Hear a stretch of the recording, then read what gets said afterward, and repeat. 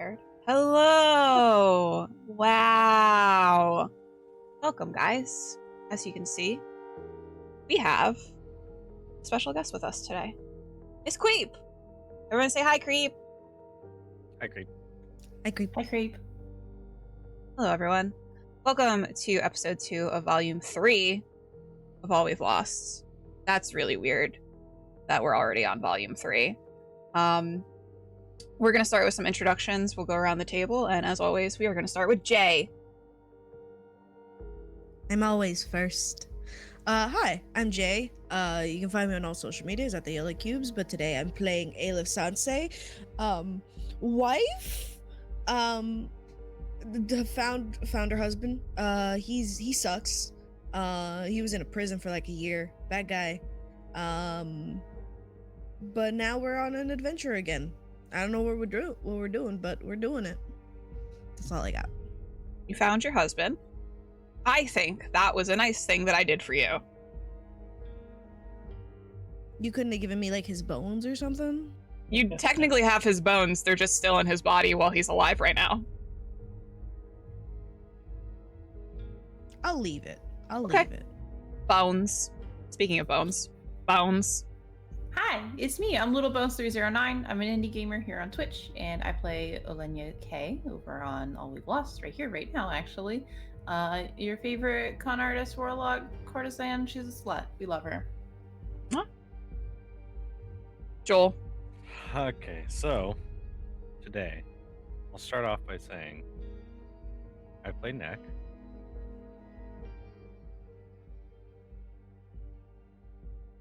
Anyway, Creep. How do I follow that up? You're gonna have Who's to. to say?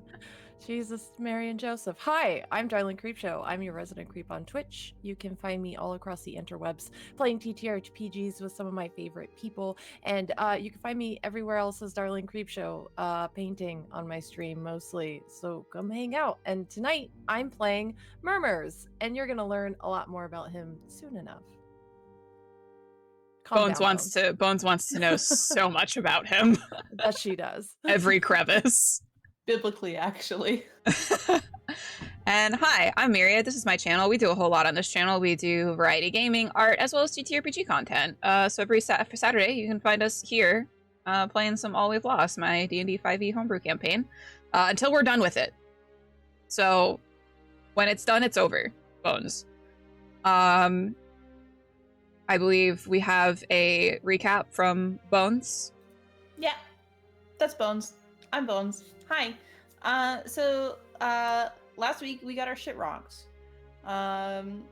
We were interrogated. Oleyna was honest-ish. Neck was very honest, and Eilif was also very honest. And then we were told that we would get help with the book from Neck's grandpapa. If we completed his tasks, one being the interrogation, and 2, fighting something. We didn't know what that something was until we found out that it was him. We fought him, and we got our shit pushed in. It was really bad, but Myriad is kind and just DM and didn't kill us. So we survived. Now we're supposed to meet up with this corpse hunter, and do more things and retrieve a necromancer. Yes. And Eilif had a very emotional reunion with her husband, who she thought was dead. He had gone off to the war 2 years ago when it first started, and was assumed either killed in action or missing in action. Turns out he just ran away. So he's a coward. He's a pussy. A pushy. So we are picking up right where we left off. As the figure steps through the doorway, Lufier leans back in his seat, gesturing to the person. Your guide to Aasimar. You'll be taking a teleportation circle to the Isle, but must make the trek to the Columbarian on foot from there.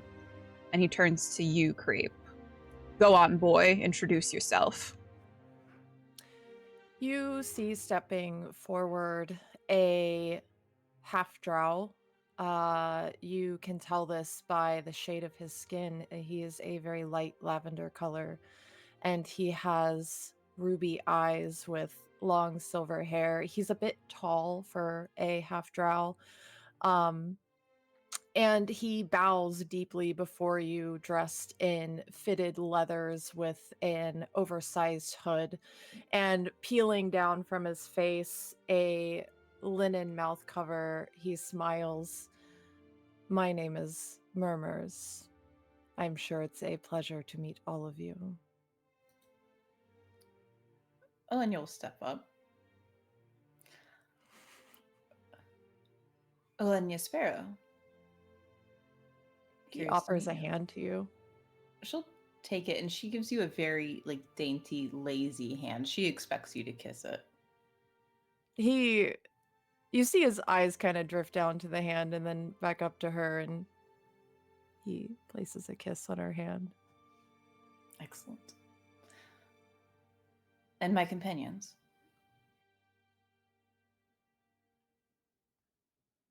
Nick.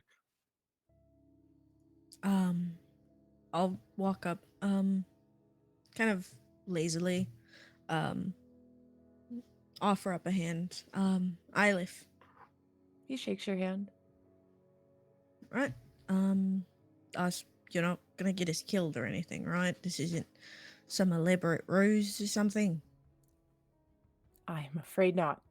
I'm here to lead you to the Columbarian. Murmurs, as you sort of gaze at each of the members of the party before you, your eyes sort of trail over Oleyna, and there's a hint of recognition that you have. You sort of file it away in the back of your head, something that you might look into later tonight. And Lufir leans forward once more. Now, as I've stated, before one of our necromancers, Balak Baird, has gone missing. We don't want to suspect foul play, but we're always prepared for the worst. The goal is simple, to recover the body, whether dead or alive, and then once you have done this simple little quest for me, I will open the book and all of the knowledge contained within will be yours. What does this necromancer look like? Drow. Short cropped hair. Brown eyes. Soft spoken. Rather shy. Excellent. Very good. Good. And he'll look sort of at each of you, including you, Murmurs. Feel free to get to know each other or whatever. You will leave in the morning. The guards will show you where you will be staying. If you require anything before your journey, it will be provided to you within reason. Simply tell the guards what it is you need, and in the morrow they will bring you what you have requested. Very well. You all are led through winding halls, dimly lit by sconces on the wall. You're suddenly aware. Oh, we just got a very big raid from Lord Kasumba. Hello, Jay. Welcome on in. We're just getting started. How are you? How is your game? Thank you so much for the raid. Welcome on in, raiders. We're just getting started with our special guest, DarlingCreepshow, today, where I'm not going to traumatize her. Maybe. Thank you so much for the follows. So you all are suddenly aware, the party that is, you're aware that you're kind of unsure of where you are in Ruin. You had been essentially kidnapped on the edge of the Marbros Wood, just past the border of Tirfian. You know that you had been put into a wagon and hauled for who knows how long before you were taken to some sort of teleportation circle that teleported you here, where you met Lufir. So you're actually not really sure where you are in terms of the world. But you do assume that you're in the capital, given you've just met Lufir, who is the ruler of Ruin. Anything you guys want to discuss as you trail through the halls behind the guards?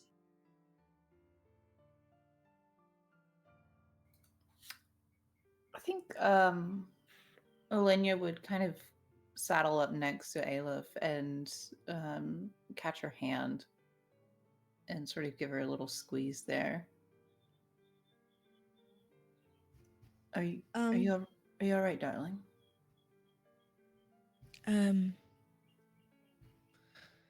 Yeah, I think so. I'm not sure. Well, for what it's worth, my services, well, can be a bit physical. I do, of course, offer more subtle companionship if you wish to talk about it.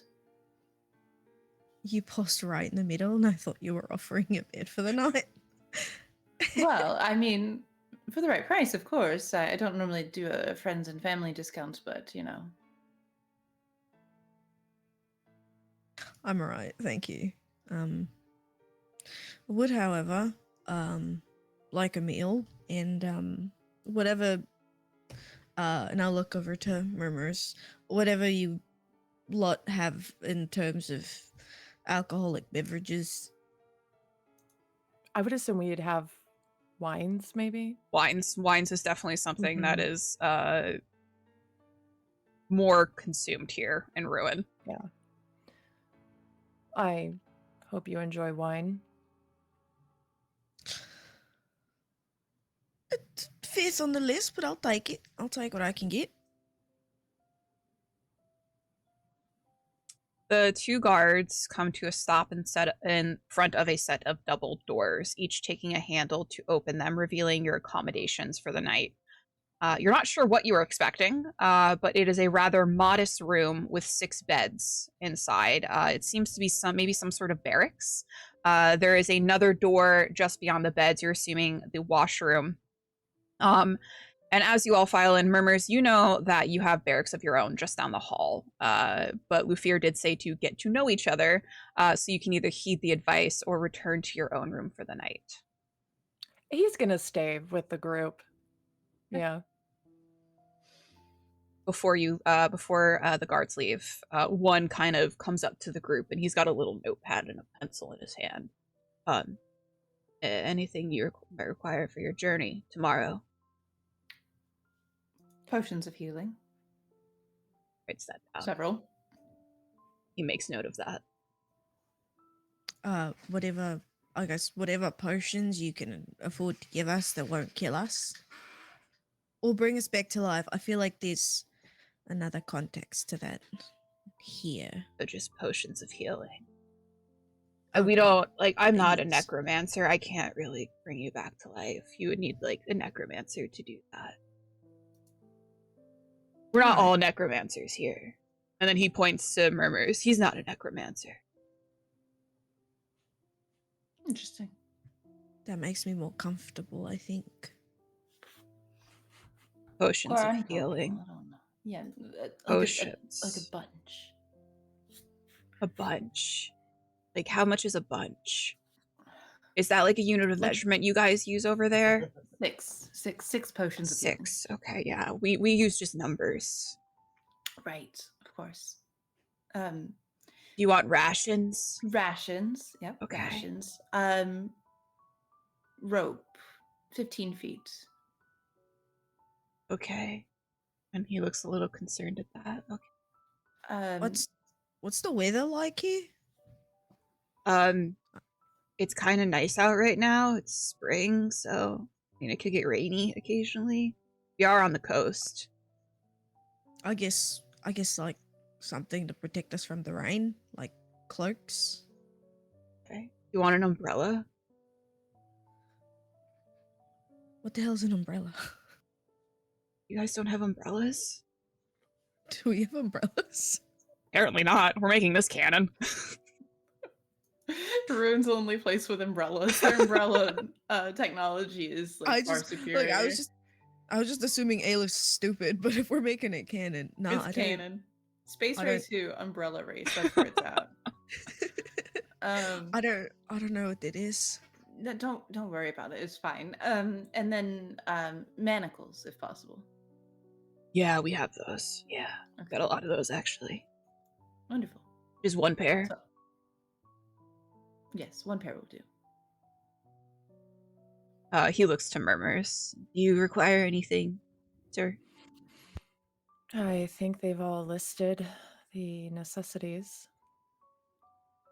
Well, we'll try and find everything that you requested, and we will bring it in the morrow when you are leaving, departing.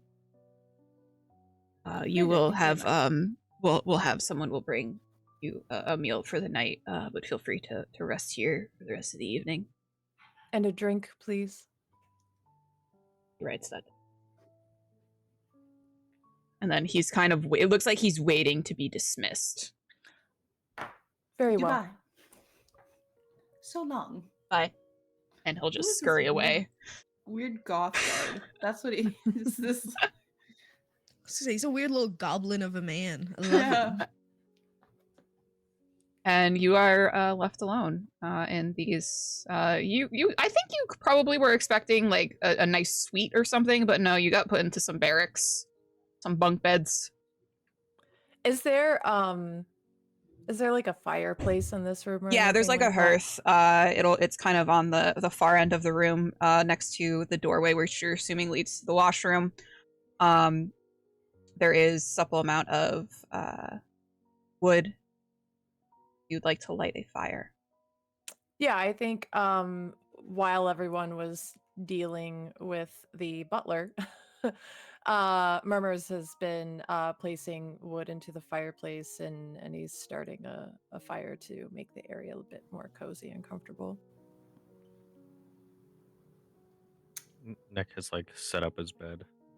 He's like doing some push-ups next to his bed. Classic. Classic Neck.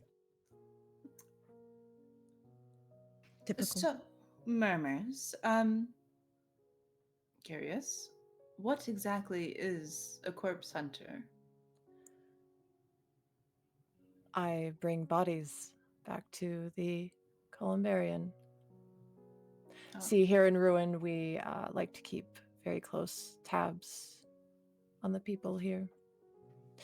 And he kind of looks around the room, though I would have thought that they would have given us something a bit nicer since we're looking for Daddy's favorite. Well, that is just curious, isn't it? This is a very special necromancer. Oh, indeed. A top pupil in his class, apple of his teacher's eye, who you've met, Loreweaver. That is even more so curious. I have to ask, how do you feel about being assigned to such a ragtag group? I am not sure what you mean by that. I'm quite fine with being here. I Excellent. have no prejudices towards outsiders, unlike maybe some of my brethren. Job is a job. Fair enough. I hope you're paid well for it, at least. Right. Sure. Oh, you've piqued my interest now, do tell. What is there to tell? I'm just here to do a job. No further compensation? I assume I'll be paid what Loreweaver deems as a fair wage. But you can only ever make it so far here in Ruin. And what does Murmurs find a suitable payment for such a job? Enough to live would be nice. And He is kind of that, paces over and takes a seat on his bed and makes himself comfortable. and is that what Loreweaver is paying you?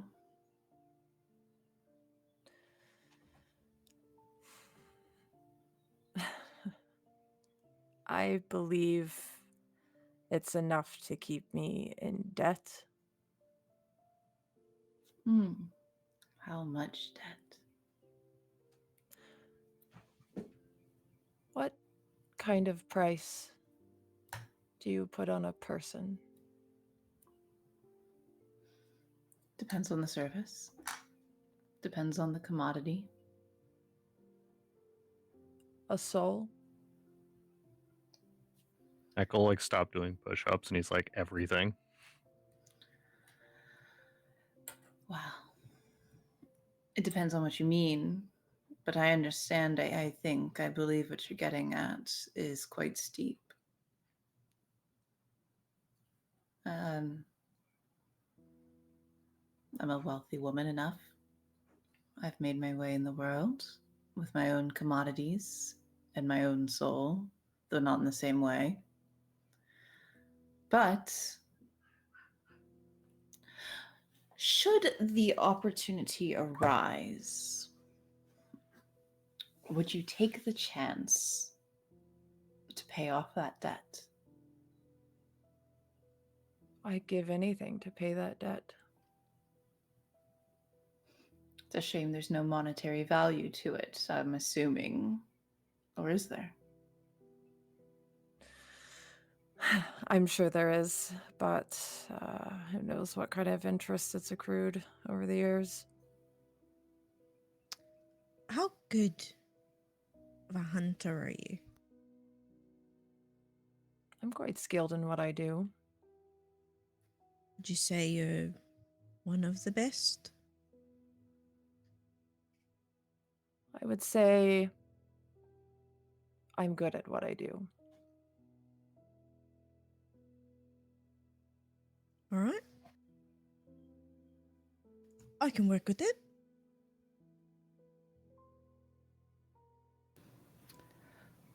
Well, that was enlightening. Of course, if you have any questions, you are free to ask them. Same for you as well, of course. I believe in an air of openness and honesty. How do you find yourselves here in ruin? Just sort of cuts a look at Eilif. We were drawn here for the book that we wish to have opened and read. A book A book. of necromancy? She sort of glances over at Neck. Believe so. You know it's not necromancy. Lufir has already told you that it's not a Oh, that's necromantic right, that's book. right. Like we don't know what's in the book. We're not sure. We know it was his. That he locked it. And I believe it is in conjunction to the Fae that have been locked away. Murmurs, you wouldn't really know a whole lot about that. Okay. You wouldn't know a whole lot about the Fae. What you would know is that there has been a lot of strange phenomenon that's been happening. A lot of things like weather that's just been very out of season, really thunderstorms that roll in the blink of an eye and they're gone just as quickly. Unseasonable cold snaps that happen. There's quite a number of like flora and fauna within Ruin and in your journeys. You've noticed migration patterns that aren't really the norm for all of the fauna.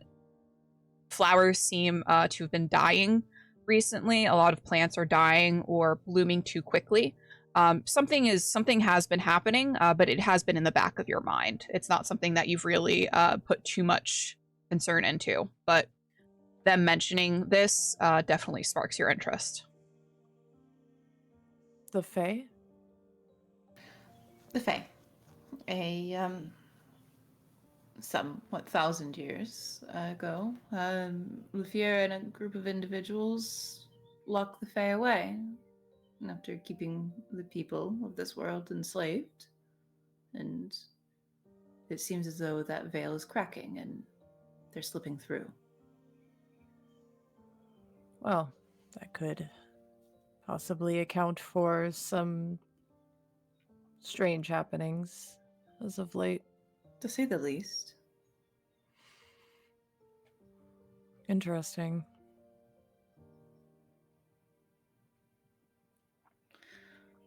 So, with this book open, we wish to learn more about it. Well, they do. I came to learn more about necromancy. You want to be a necromancer? Like a little zombie skeleton hand will crawl up on his shoulder, and he's like, "I'm trying to learn what I can." Oh, you're in the right place for that. Oh, sometimes you might want to be careful what you wish for.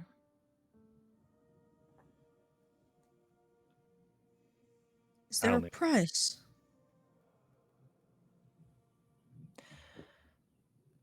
You could say there is. Everything has a price. Words out That's of my very mouth. true. Everyone has an advantage thanks to Kurt. Thanks, Thanks, Kurt.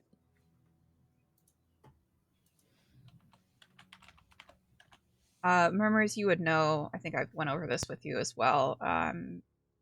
The training for to be a necromancer is very rigid. Only a fraction of the people who apply for like the quote unquote program even make it through. Some have gone mad. Others have just deemed it too hard, too straining, too stressful, and quit. It's not an easy school to learn of magic.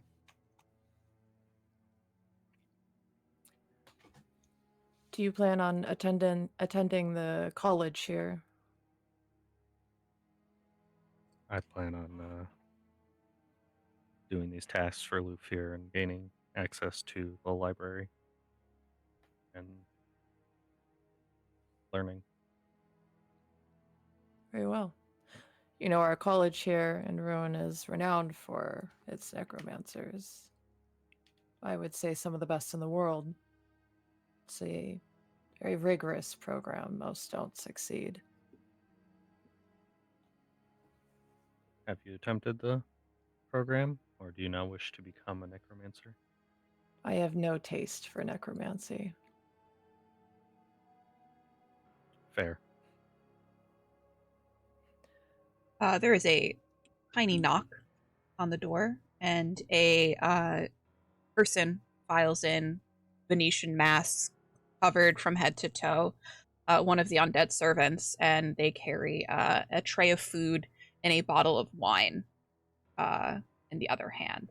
And they will very quietly go and set it down on one of the end tables next to one of the beds, and kind of wait for a moment, see if you have any other requests. And if you have none, they will leave just as quietly as they came. I think Mermur'ss snatches up the bottle of wine and pops the cork off and just kind of tosses a bit back.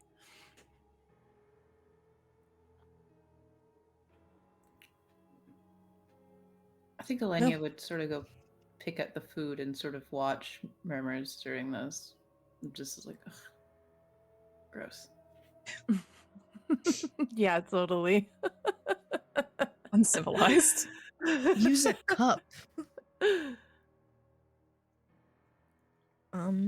Yeah, I think if there's like any small thing she can just like pick up, she's probably gonna. I assume there's like maybe fruit or something. Yeah, they kind of came in with like a platter of like meats and fruits and cheeses.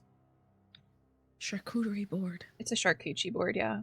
She'll make herself like a charcuterie sandwich, and then like if there's towels or something, she's just gonna go take a sit in the bath for a while.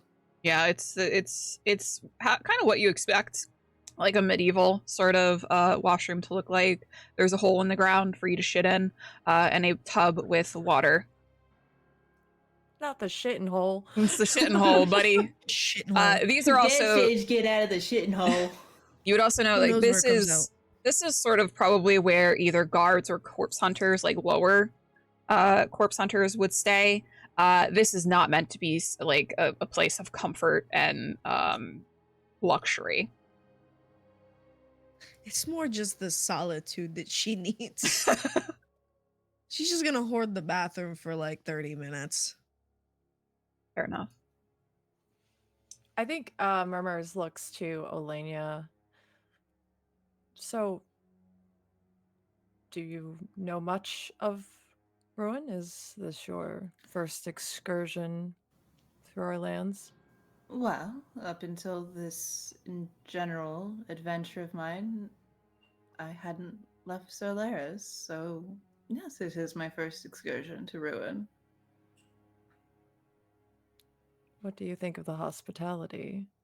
And he kind of like nods to the door from where the masked Mm-hmm. person came through. She takes a moment and she sort of sizes Murmurs up and shrugs to herself and says, I'm a very expensive whore. This is very much beneath me, but what can you do? I see. It's a bed to sleep on before going somewhere I'm assuming is very dangerous. Why leave the comforts of what you had in Solaris then to travel? I worked at a brothel called the Gilded Cage. And I hope you understand the irony of that. It's not lost on me. I figured it wouldn't be. You seem intelligent enough. I have aspirations beyond taking on clientele and keeping the company of wealthy men. You got bored? Tired of it? No, I still work, of course. But I have loftier goals than that. And the Gilded Cage, they just let you leave. I had no doubt. My maidenhood asserted a certain dominance in my financial situation. And that was some time ago now.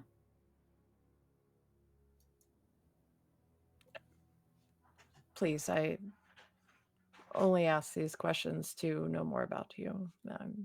No judgment on what you do. We all have to survive. Sort of leans on her palm and smiles at you. And it is... Oleyna, for lack of better words, is an ethereal being. She is very beautiful. And when her smile comes across her face, you quite understand why she has made as much money as she has. I have been doing this for enough time to tell you that I am afraid of no judgment, and I don't believe that there is judgment in your questioning. By all means, ask away whatever question you so have. I see how you've been so richly compensated for your time. He offers the bottle over to you. She will take it, and she will take a very slow drink before passing it back.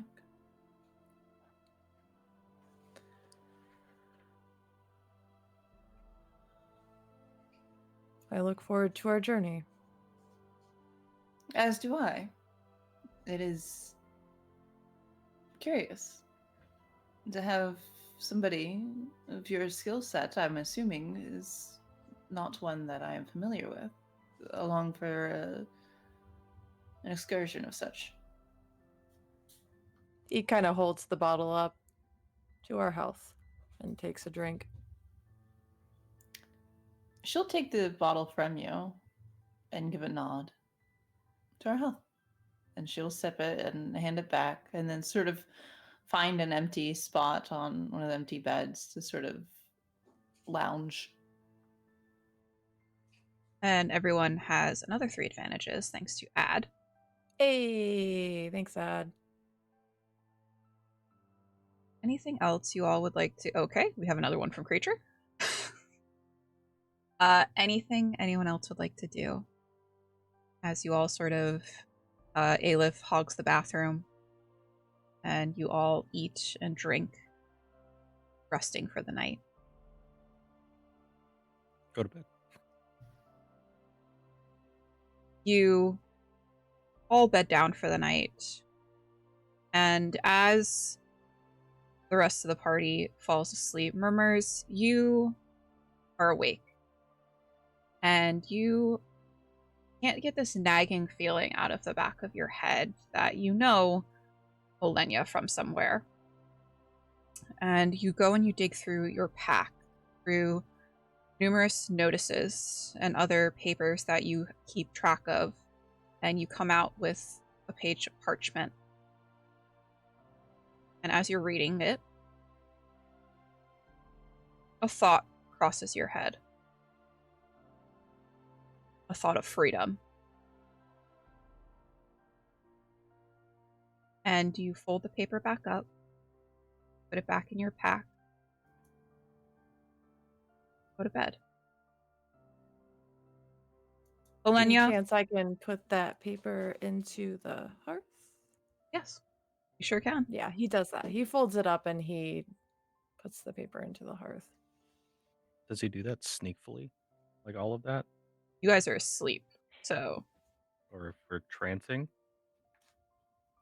Yeah, I can do it stealthily. yeah, roll for I it. think he would be careful about it anyways. Roll stealth. Anyone who wants to, you guys can roll a perception at disadvantage. That's a Lena's trying to 30. sleep. Also, I love that my first roll is a crit today. Let's Very go. good. 16 total. All right. Mermur'ss, you quietly, not even a single footstep is heard as you go over to the hearth and toss the paper in, watching as it burns completely before returning to your bed for the night. Oleyna, as you bed down, something odd has happened. Something that has never really happened to you before. You have been so used to the dreams that you've had lately for so many years now. Dreams of the meadow, dreams of your patron. And yet, as you go to sleep, there is nothing but darkness that fills your mind. And you feel almost like you're suffocating. Or maybe it's that the power that Dullahan has granted you is being suffocated. And you think back to the conversation that you had with Lufir and how powerful he is. And you think that maybe your connection with Dullahan, at least here in this building, wherever it might be stifled due to Lufir's influence, or maybe some wards that he has placed. But you dream of darkness.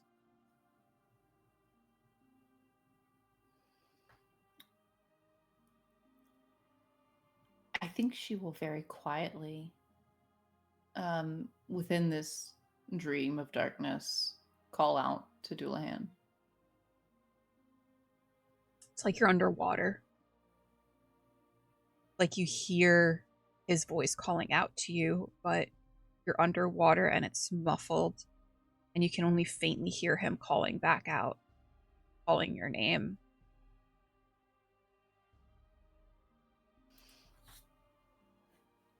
I think Oleyna gets agitated at this. And she'll call Lufir's name. Chuckle. She'll say to Lufir in this dream,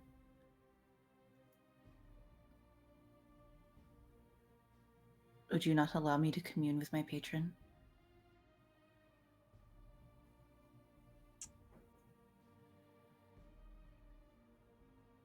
I don't want any uninvited guests in my house.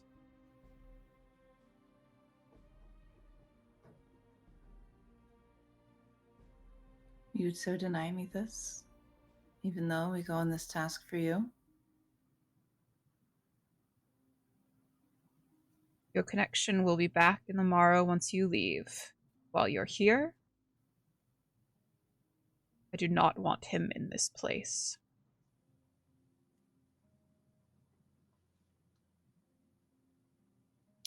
There's silence from Oleyna, but it's angry. I feel like Oleyna's emotions awake are very subdued and tempered, but within her dreams, there's a much more raw form of her, and I think he would feel that anger.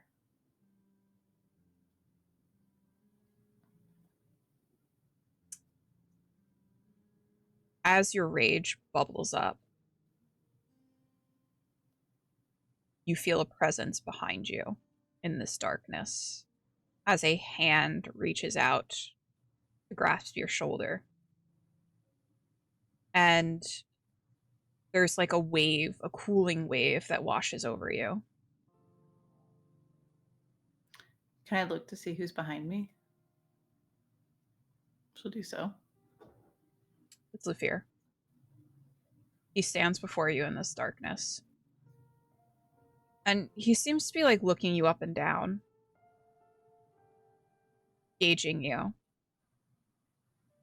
Your face twisted with rage, something that he didn't see yesterday, no matter how much he had poked and prodded at you.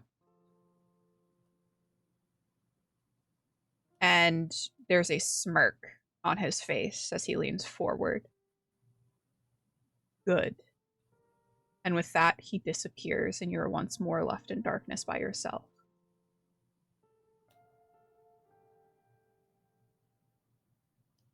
Bastard. You all wake in the morning. I imagine Mermur's probably up before everyone else, given the fact that everyone else got their shit handed to them by Lufir yesterday. If you have not drinking out of the bottle when everyone wakes up. If you hadn't already, please make sure you mark off that long rest to make sure you get your spell slots and everything back. Ew. Ew. Once all of you have sort of meandered up, gotten ready for the day, getting ready for your journey, a knock on the door sounds, alerting you all, and the same guard that had taken your order last night kind of pokes his head in, and he's got like a bag of stuff as he like hauls it in.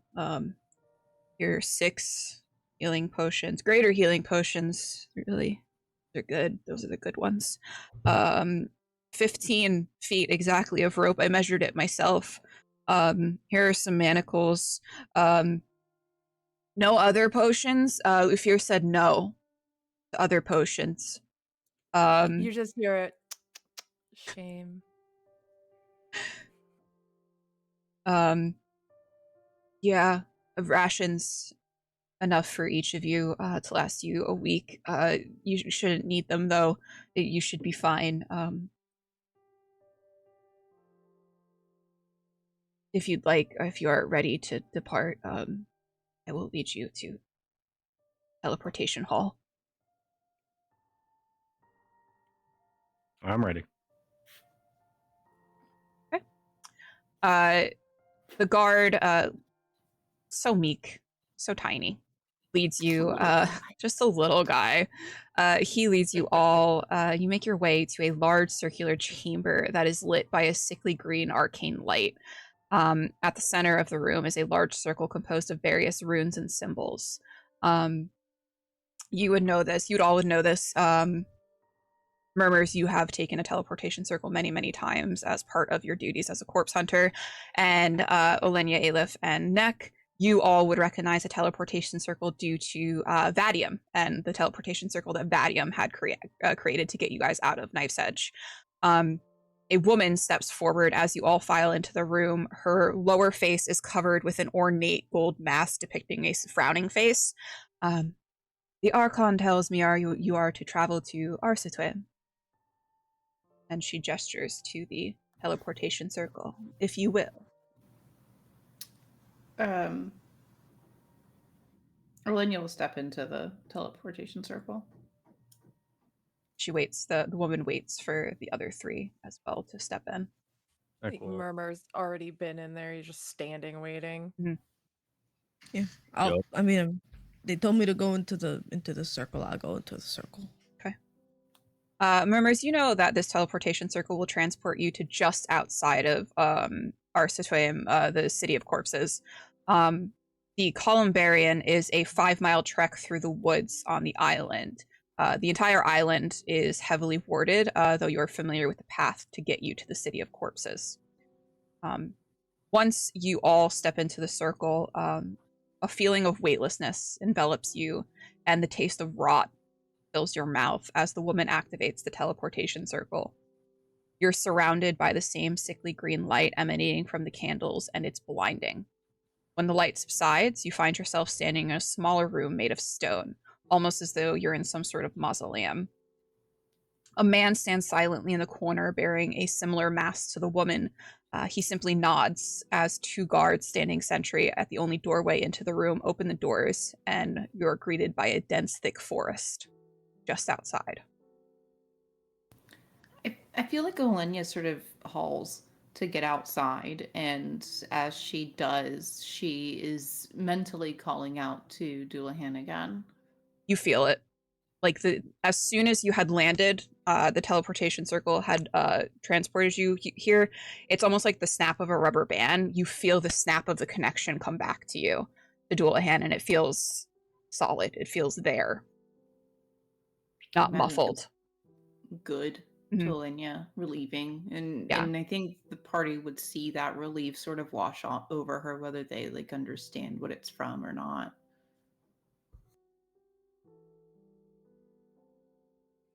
Right. So, Hunter. I think Mermur'ss is gonna go ahead and take the lead down this path. As you step into out into the woods, it's oddly quiet. You sort of expect this thickly dense forest to be full of animal life, but the only thing that you can hear is above the thick canopy. As you look up, you see birds of prey circling overhead, and as the wind blows, rushing through the tree line, it carries the faint scent of death. And I'm going to ask that Mermur'ss, since you are taking lead, you are going to need to give me a couple of survival checks as you follow the path that you know, or at least you hope you know, to the Columbarian. So, if anyone would like to aid Mermur'ss, feel free. Okay, 18. I would like to. Okay. 18. You know that you have to. There is a certain trail that's marked by colored little tabs on the trees. You find it finally. You're kind of traversing through just the underbrush, and you spot the one tab on the tree, and you know that this is the path that you have to take. And you begin to trek up with the rest of the party following behind you. Give me another survival check. Yep. Oh, that's another crit. What's happening? My opalite dice are on fire today, so that's a 21. You don't even look for the little tab on the tree to mark the pathway. You know instinctively just by the trees alone. There's just a certain bend of one tree that you are so familiar with. You know instinctively that you are on the right path. And give me a final check. All right. Well, you know, had to go to shit at some point. Could I use advantage? Yeah. Cool. And not much better. That's a 9. Okay. Your overconfidence seems to be a detriment to you. You have been traveling probably for about an hour now through the woods. You were very confident that you were heading on the right path. But as you look around, you realize that you can't find the tab that marks the path, and you go to step. And as you step, runes light up beneath you. I need everyone to make me a dexterity saving throw. I would like to use advantage. Okay. It's a 21 from me. I will also use an advantage. I got a 17 better. total. I got a 6. Okay. 21 total. Use All right. Oleyna, Murmurs, and Neck, you all save. Eilif, you fail. Eilif, you are going to take 18 points of lightning damage. And everyone else is going to take 9 points of lightning damage as the runes set off a lightning trap that was hidden in the underbrush. I believe I don't take any points of damage. As a rogue, probably not. You have evasion? Yeah, hold on. I'm trying to find it. I read it earlier, but I'm making sure. Uncanny dodge. Yeah. No, Yeah. not that one. Evasion. Yep. Okay. So you take no damage. The lightning trap goes off to the surprise of everyone. Murmurs, you narrowly avoid it, being quite quick and light on your feet. Eilif takes the brunt of it, leaving the rest of the party just mildly sizzled. Is everyone all right? Kind of. Sort of. Don't do that again. Well, it's not an easy place to get to, so my apologies. I wouldn't That expect hurt. this to I be didn't easy. like that. You know that you've avoided quite a few traps, though, so only setting off one is actually pretty good, statistically. As you tread, you continue to go deeper and deeper into the woods. There's a steady incline that you all notice that you're going up. You're heading uphill.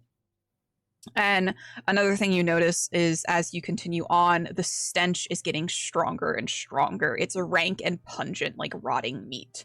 And just as you crest over another ridge, you spy an enormous structure made out of stone that stretches up high into the sky. As you continue on closer to the structure, you notice several smaller buildings are spread out on the grounds, and you spot people milling about. Several are in long robes, a simple cloth mask covering their lower face. You imagine that this cloth mask has probably been soaked in some sort of like oil, scented oil to keep the stench at bay that you guys are all experiencing right now. I think you noticed that Murmurs has pulled his like linen back up over the half of his face. I would imagine Oleyna smells good all the time, and she would probably look at Murmurs and see him sort of put this mask up, and she would take one of the sleeves of her robes and sort of puts it up to her nose. There are others who are dressed similarly to Murmurs, dark leathers and a plain mask over their face. They're hauling bodies back and forth. And then you spot some familiar Venetian-like masks amongst several signifying undead servants also wandering about on the grounds. Large arches lead into the bottom of the tall building. Waiting just outside, you see someone standing, waiting, wearing similar long dark robes to the other acolytes roaming about. He is a young man with red hair pulled back into a neat bun, hazy blue eyes. Looks like some sort of elf. The bottom half of his face is obscured by the cloth mask that he wears. But when he spots you all, he sort of gives you a wave, kind of signaling for you to come over to him. Murmurs approaches him, Oleyna follows. gives him a nod. Murmurs, you would recognize this man as his name is Tiber Rogston. He is an apprentice. He was apprenticing under Balak. So he is a necromancer. However, he hasn't quite graduated yet. He's in his apprenticeship phase of the program. And he'll kind of look at you, his hands behind his back as he sort of leans. Are you the one sent by the Archon? Yes. We've come to look into Balak's disappearance. Yes, it's quite a quite a concerning situation, obviously. He's been gone nearly a week now. The Columbarian has been in a tizzy, if you will. I'm sure it must be especially hard on you, Tiber. You see his brows furrow a little bit.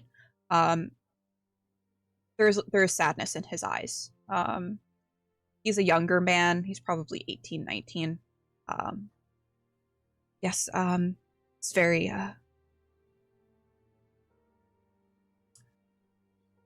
I hope that you are able to find him. So do we. Can I insight check him? Yeah. It's an 18. He seems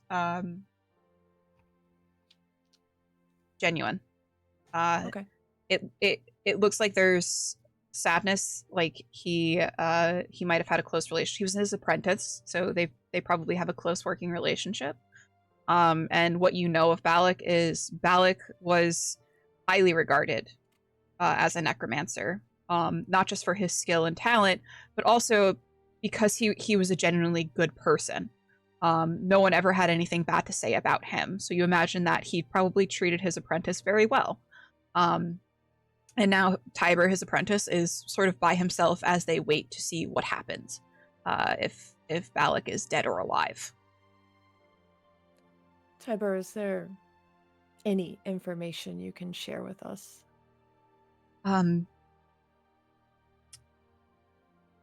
Disappeared a week ago. I don't know if I should say this, but his behavior has been a little weird lately. Over the last couple of months, he's been talking to himself a lot more. Like, we all sort of talk to ourselves every now and again, but like he was having conversations with someone that we couldn't see, being rather secretive, and he's normally a rather mild-mannered, maybe even shy man for the most part, and lately there was outbursts. He would get mad at very small, minuscule things. An acolyte leaving out a scripture or something, he would get irate about it. Was Lufir aware of this change in him? No, Balak didn't want Lufir to know. He was afraid that Lufir would reassign him. I see. Is that all? The Undercroft, myself as well as some of the other acolytes have noticed he spent a lot of time down there. I don't know what he was doing. He often shooed us away if he noticed us, so we didn't really know. We thought maybe he just needed time alone, and that was the only spot he could get it here. Would I know anything about that area, what it was used for? The Undercroft, it's kind of like a kind of just almost like a storage area, and you do know that there is a well there. There is a well down there. But you wouldn't have delved too deep into the Columbarian, like a structure as a whole. Normally, when you come here, you drop off the bodies. There's some paperwork that's involved with it. But you're not like an acolyte, so you wouldn't, have access to a lot of the other areas within this structure. Anything you can tell me about this area that I wouldn't already know would help us greatly in our search. Roll me a persuasion. Yeah. I'm gonna use an advantage. Oh, that's a 29. Okay. He pauses for a minute. We thought that they had sealed the well off.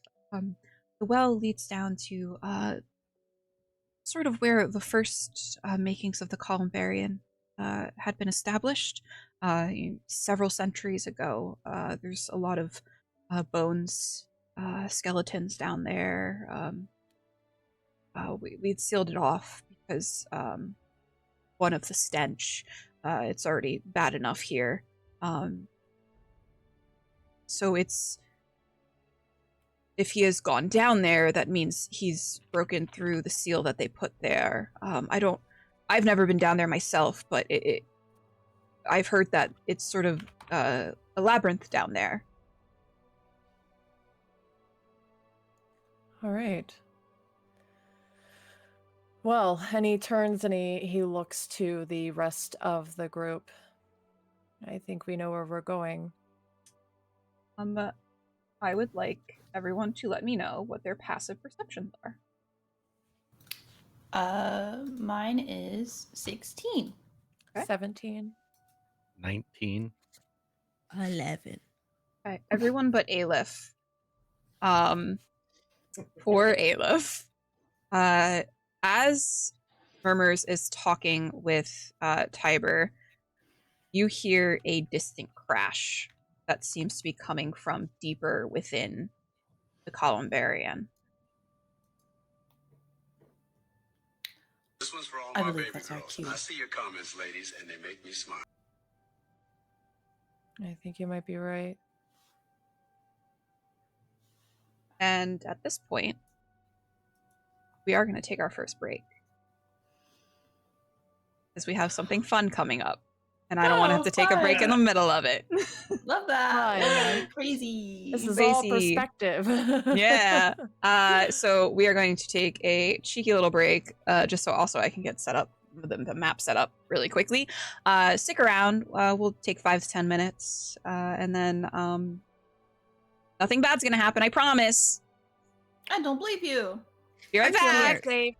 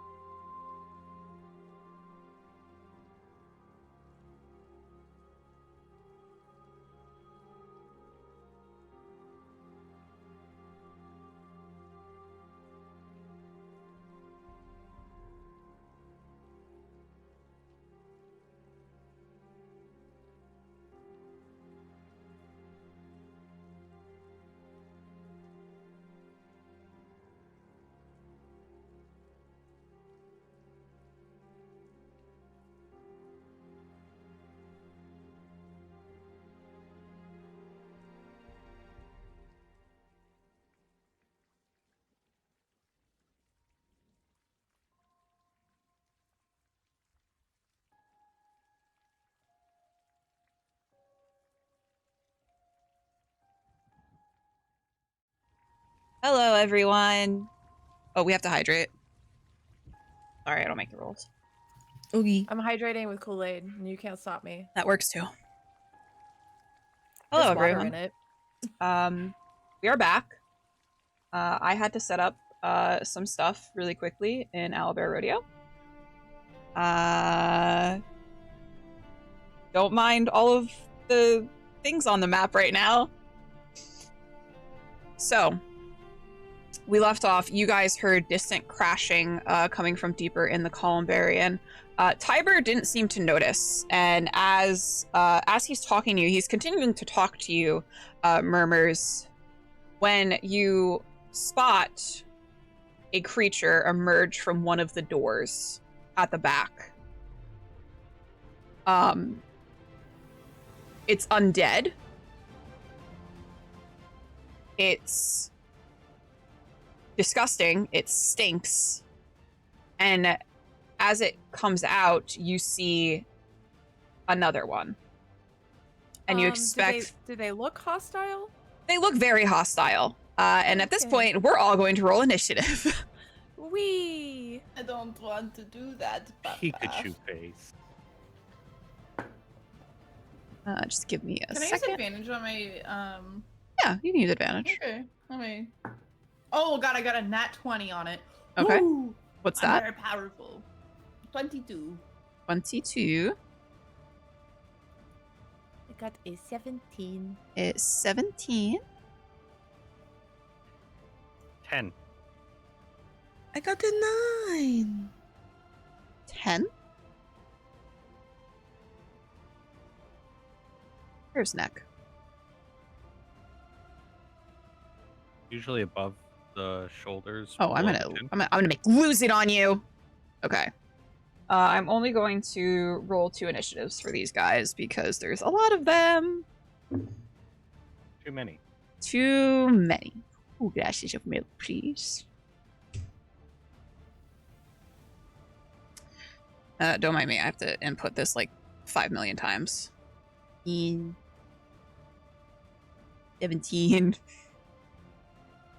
17. 17. And then these guys get +2, so they go last.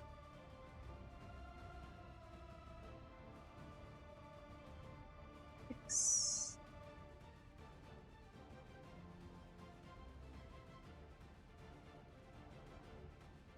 All right, and we are at the top of the order with Oleyna. Oleyna, you spot creatures beginning to emerge from this back room. What would you like to do? I'd like to turn my mic on. Mhm. How far away are they from me? Oh, perfect. I think they are in range. Yep.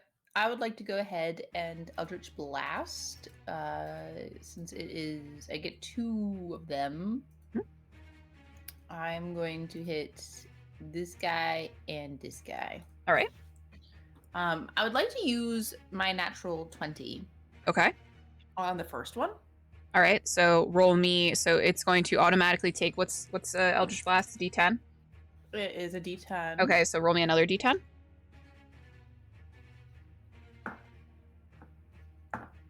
Yeah, 13. Okay. So is there any pluses to that Eldritch Blast for the I'm damage? certain there is. My attack bonus, right? Mhm. So it's +9. Okay. So- That creature emerges from the doorway and instantly gets blasted in the face by your Eldritch Blast. You annihilate it. It shrieks as you do so, and it ends up actually getting blasted back 10 feet, and its body slumps dead. Good. Outstanding. I give a quick look to Mermur'ss while I do this, and then here's my second blast. What kind of look do you give? It's like a sexy little look. It's a wink. I'm not joking, I just rolled another nat 20. Okay. That's 2 plus 9 is 11 plus 9 is 20. Okay. This one manages to live through that blast. Although there's a hole in its chest now. It's still up though. Anything else you'd like to do, Oleyna? Yeah, I actually want to move. And the acolytes here listed on this map are friendlies. Yes. Friendly. Yes, they are. They're, for all intents and purposes, commoners. Okay, I'm gonna move right here. Okay. Goodbye. Okay. The ghasts move. They have 30 feet of movement, so they're going to 5, 10, 15, 20, 25, 30. This ghast grabs Acolyte 8. 5, 10, 15, 20, 25, 30. 5, 10, 5, 30.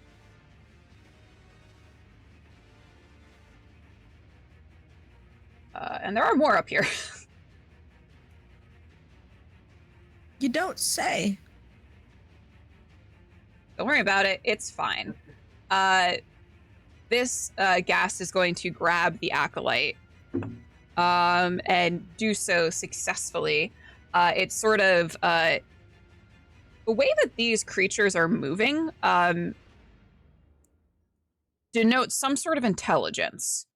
They very clearly it saw this Acolyte and it went to grab it. It's not trying to like tear or rip it apart.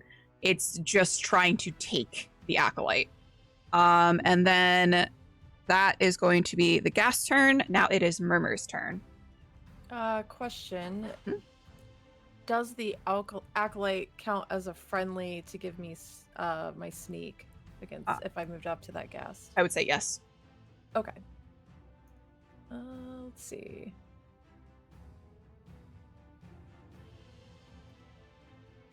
I'm gonna move up to there, and I'm gonna hit him with my short bow, the one that's attempting to take this Acolyte. Okay. Does a 14 hit? 14 does hit. All right. So that's 8 points of damage plus my sneak. Sorry, give me a second. That's 46 on sneak.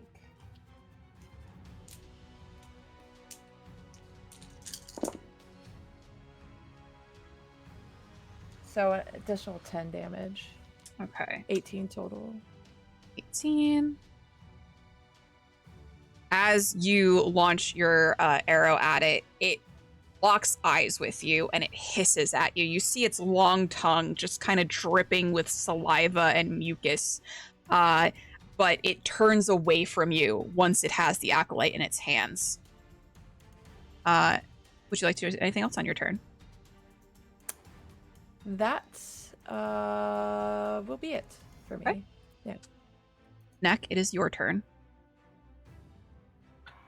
Nick will step to right there.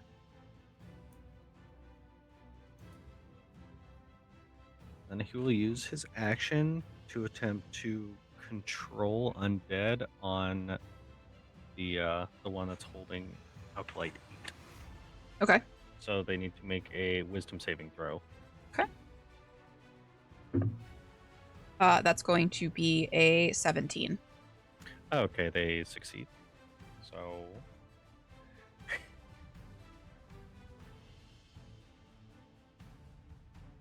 that will be my turn. All right. Eilif. Hi. Hi. I'm gonna move not very far. 10, 15, 20, 25, 30. I guess I can only get there. Remember,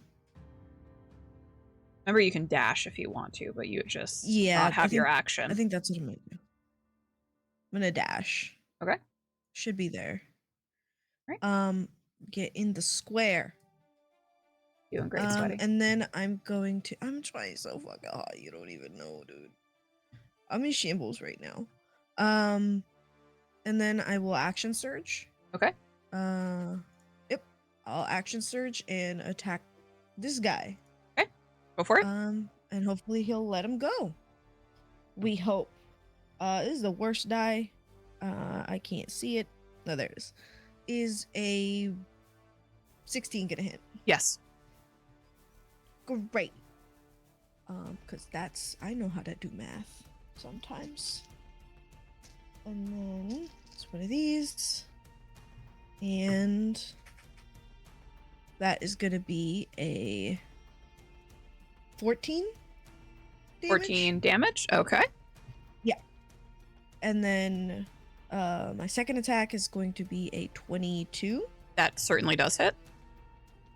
Great. And then we're going to do this one. That is... I picked up the wrong one again. That's my bad.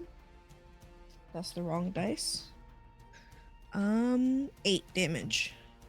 The ghast, after being hit by Murmur's arrow, turns away with the acolyte in its hands.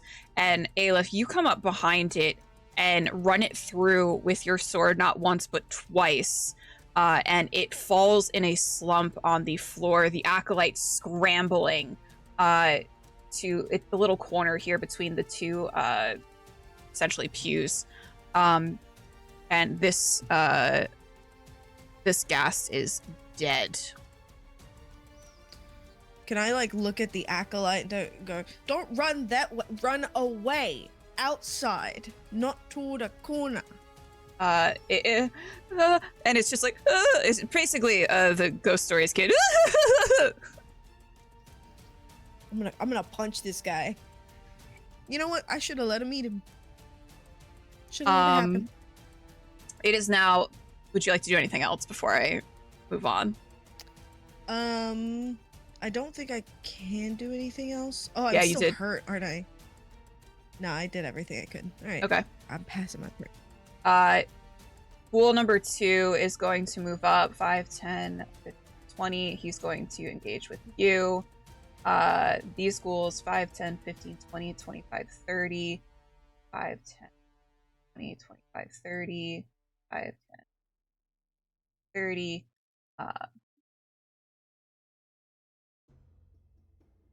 Yeah, they're hello. Won't let me move that one. Okay. That one's just a wash, I guess. He's This napping. one, Leave him yeah, alone, he's dude. he's sweeping. This one's he's just gonna stay there because I don't want to deal with that right now. Ghoul number 2 is in its movement is going to everyone got an advantage from Quicho. Oh, thank you, Quicho. Ghoul number 2 is going to try and he's going to claw attack you, Eilif. That's going to be a 19 to hit. Does a 19 hit you? Yeah. Okay. I So should we'll ask for better armor, guys. You should, but you didn't. So now you have to deal with the consequences of your forgetfulness. That's going to be 8 points of slashing damage. And then if you can make me a Constitution saving throw.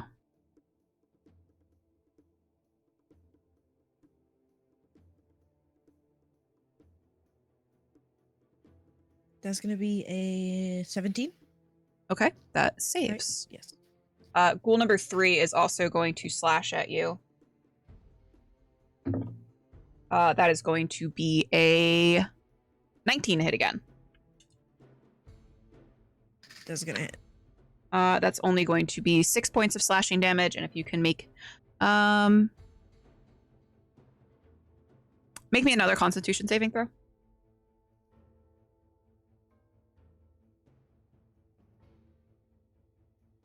That's gonna be a 22. Okay, you are fine. I have a lot of con. We are back up to the top of the order with Oleyna.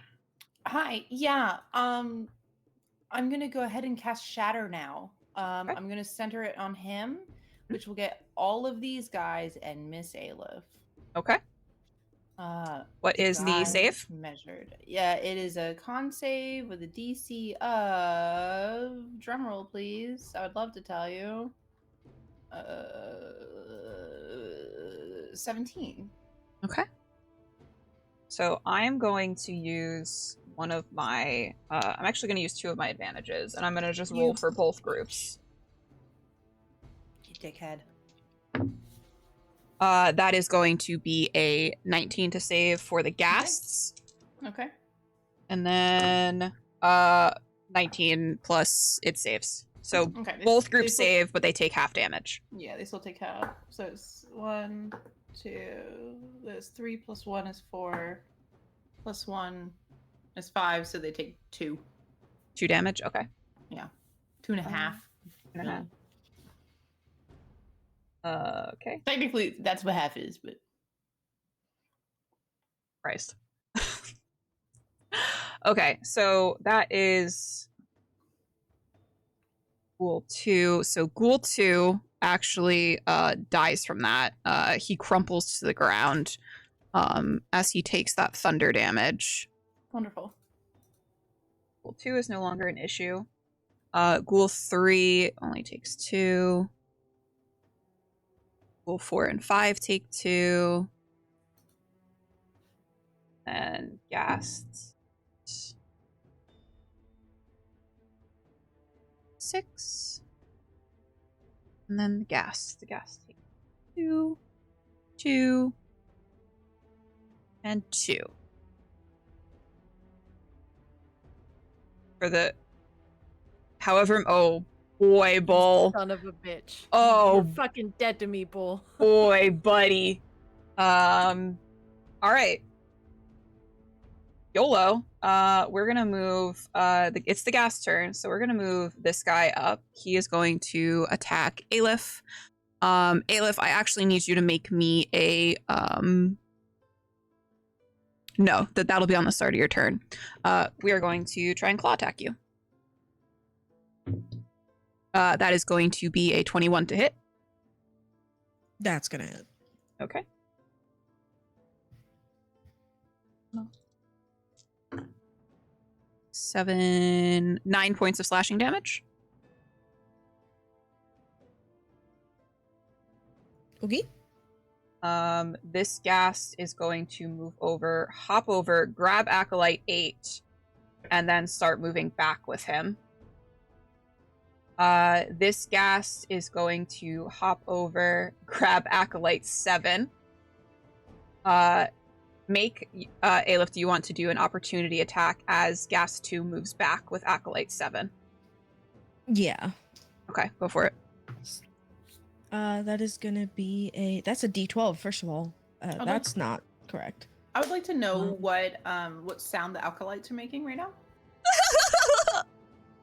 That's it. That's the noise. Well, can I leave them to them?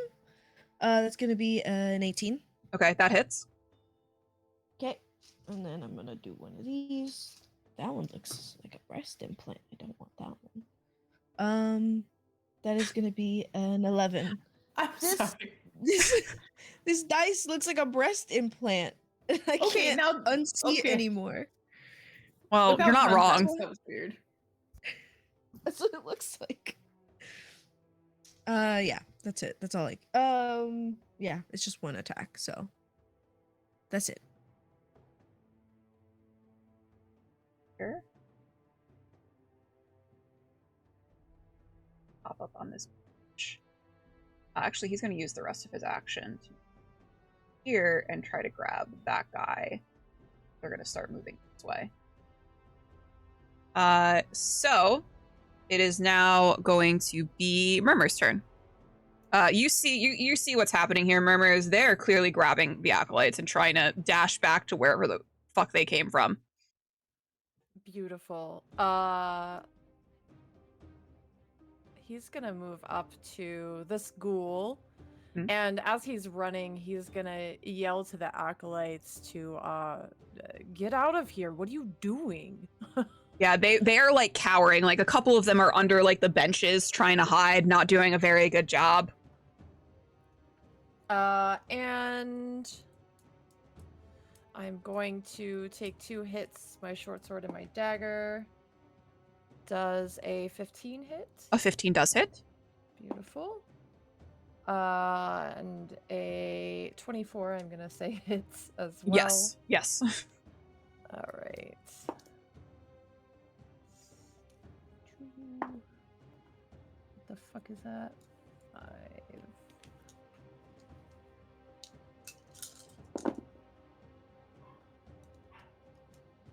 Oh my god, there's so much math.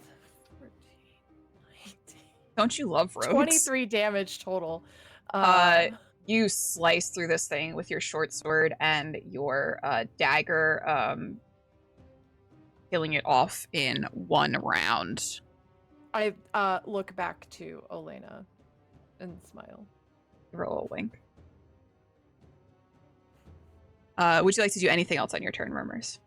No, that's all. Okay. Neck, it is your turn. Neck will go up to Gas 5, and he is going to try and swing at him with Mhm. his sword. Okay.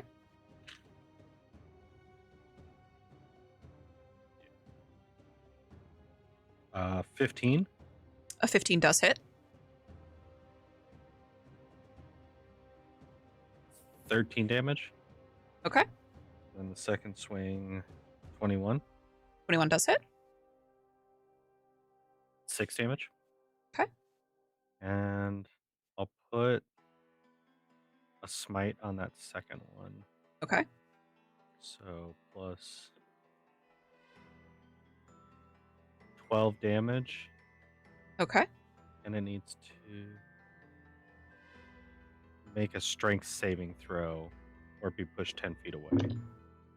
19. Yep, that saves. Okay. Anything else? Okay. Eilif, it is now your turn. Okay. I will second win because I'm in pain. Mhm. And I don't like that. That is not cute. Okay. It's gonna be 14 healing. Boop.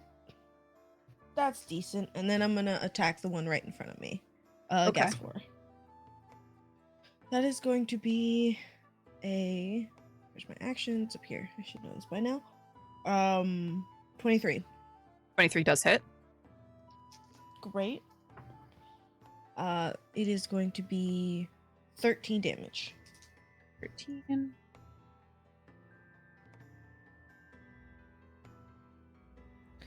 I assume he doesn't go down. Nope. Okay, then I'll just attack him again. I'm gonna use this purple die. That's gonna be 15 hit? 15 does hit. Oh, great. Fantastic. They have no armor on, so they're just walking around with their undead schlongs out. Just, Yeah. Oh, I don't like that imagery. Mhm. That's gonna be 8 damage. Just a undead dingus just Yeah. dangling.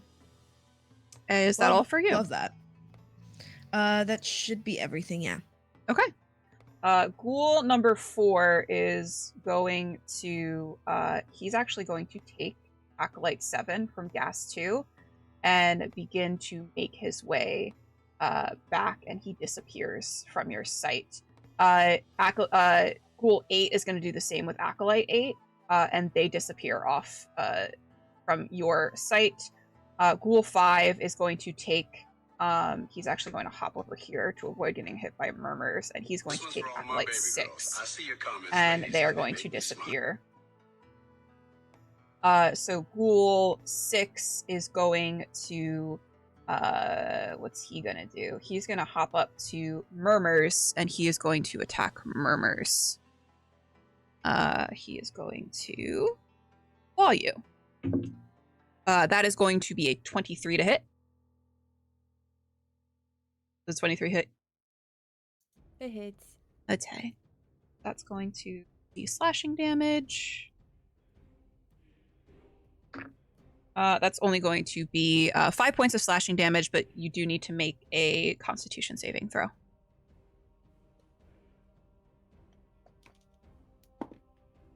$21. Okay. You are I'm fine. also going to use my reaction to take half that damage. So is that Okay. 2 or 3? Do you round up or down? It's 3 for DM. You round up for DM. Okay. And that is it for the ghouls. You note that Tiber is trying to usher out the acolytes who seem paralyzed with fear. Acolyte 2 does manage to move half his movement. Same for Acolyte 1. But the other 3 are kind of trying to cower and just like hide instead of run, like they were ordered to do. But we are back up to the top of the order with Oleyna. Okay. So I can move right down yonder. I would like to go ahead and Eldritch Blast. How is Ghoul 6 looking right now? Ghoul 6 is relatively undamaged. Okay. I'll do Eldritch Blast again. I'll do that on him and then on the Ghast 4. Okay. So roll for Ghoul 6 first. It's a 15 plus 15 hits. 19 total, so. Yep, that hits. And then oh my god, where is it? D10. Jeez. I couldn't find my D10. It's a 7 plus 9. Okay. So 16. All right. And then roll for, you said Gas 6 or? Yep, that's an 18. Okay, that hits. So that's 14. Okay. And then that bonus action. No, I'm not going to use it. Never mind. I'm good. That's all. Okay. Now it is the Gas turn. Gas number 2 is going to 1, 2, 5. He's going to grab Acolyte 5.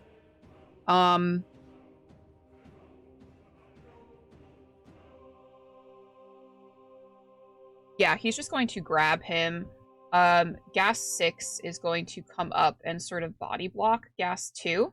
And he is going to slash at you, Eilif, with his claws. 17 plus 5, 22 to hit. I'm assuming that hits you. That's going to be 9 points of slashing damage. Ghast 5 is going to slash at you, Neck. Yeah. That is not going to hit you. I know your armor class is fucking beefy. And then Ghast 3 is going to go up to Mermur'ss and try to slash at Mermur'ss. And fail. So we are up to Mermur'ss. All right, I am gonna hit this ghoul in front of me. Do another 1-2 combo here. It's a 19. And I'm gonna assume a 10 doesn't hit, so I'm gonna use an advantage and re-roll that second. You're dice. doing Ghoul 6, right? Yes. So roll your first hit damage. My first hit damage? Yeah, because you might take it out in the one hit. 9. Okay, so Ghoul 6 goes down. And you can still take your second attack against either Ghoul 4, Gas 4 or Gas 3, unless you want to I'm move. gonna hit Gas 4 because I noticed that Eilif has 2 on her. Yeah. Wow. Still gonna use that advantage there. 14 hit? 14 does hit. All right. Can I use my sneak attack on this one? Yes, because Eilif Okay. is engaged with it. All right.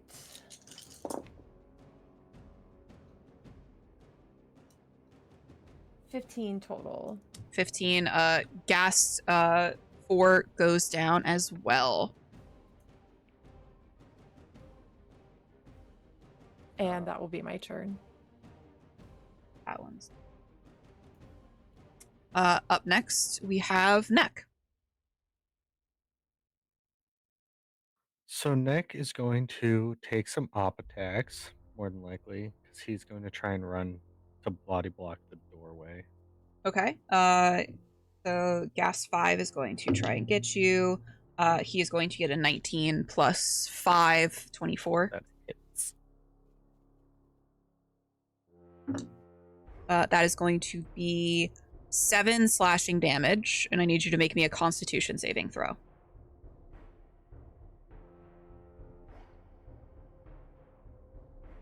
$14. Okay. And then Gas 3 is also going to try and hit you.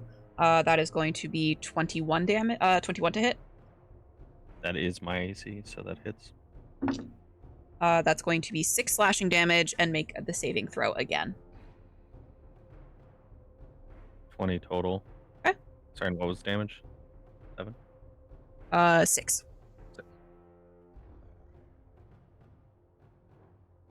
Then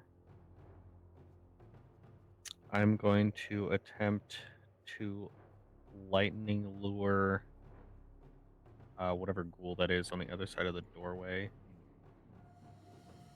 Okay, what do they have to do? Saving throw? I need to attack them first. Okay. So.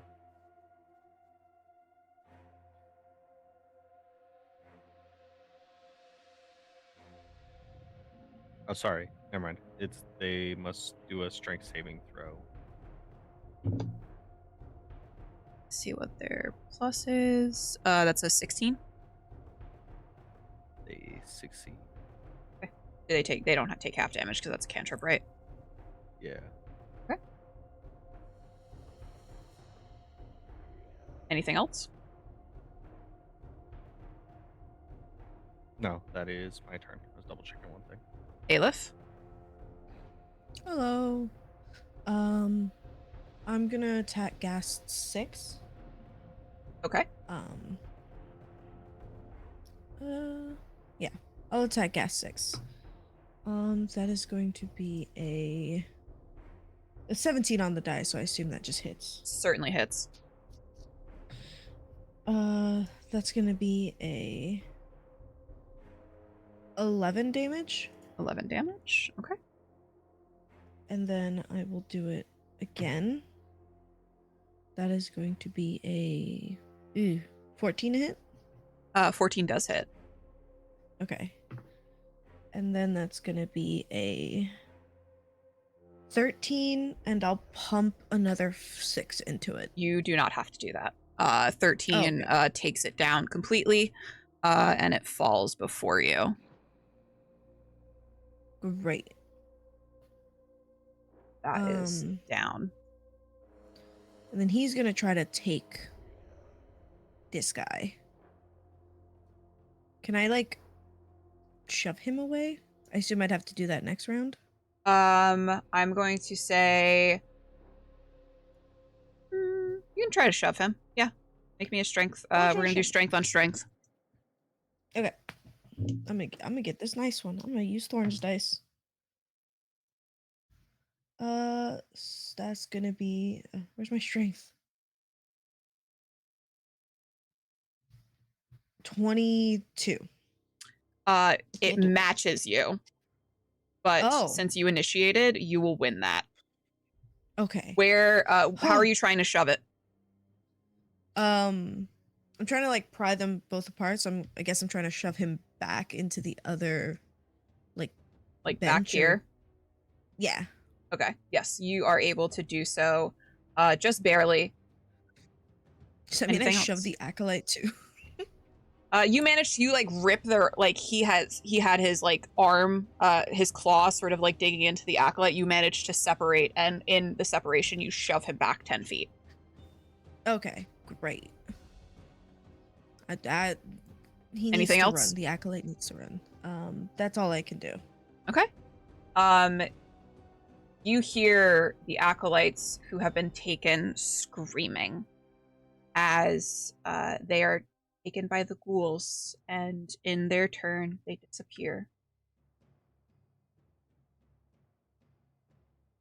And they all disappeared into the back room. Neck, from what you can see, they disappear down a hall and you hear the acolytes screaming, and it gets fainter and fainter. And we are back up to the top of the order with Oleyna. I bet you'll never guess what I'm gonna do. Are you gonna Eldritch Blast? I'm gonna Eldritch Blast. Okay, who are you Eldritch Blast? I'm gonna Eldritch Blast these two here, 3 and 5. Okay. First one is 16 plus whatever. I'm sure that hits. That hits, yes. Okay. By Artie. So long, Artie. She did a little 6 plus drive-by. 15 total for whichever one is first. We'll say 3. 5. Oh, 3. That's fine. Yeah. Just because number-wise. And then do for gas 5. It's a 12 plus 4. Gas 5 16 total. gets taken out. And he falls to a lump on the floor. Gross. Yes. So right now, you guys are only up against gas 2 and gas 3. Is anything else you want to do on your turn, Oleyna? No, I'm good. Okay. Gas 2 is going to, he's, after getting pushed by Eilif, being bullied, he's going to get up and go and try to, he's going to bite at you, Eilif. I am a bully, yes. That's going to be 18 to hit. Does 18 hit you? Yeah. Okay. And then... that is going to be 8 piercing damage. Oh, wait. Hold on. 14 piercing damage. Sorry, it was 2d8. And then gas 3 is going to try and bite you, Mermur'ss. It's 21 to 21 hits you, right? 1, 4, 5, 8 piercing damage. I'm gonna use my reaction to have that. Okay. Half it to 4. And then Mermur'ss, it is your turn. Yeah, I'm going to slash right back at that ghoul. Okay. That's a dirty 20. Certainly hits. And another dirty 20, back to back. Let's go. Nice. I don't get sneak attack on this.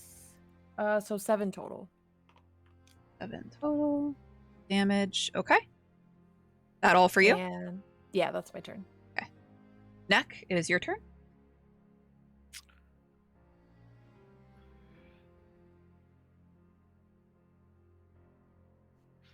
Neck will...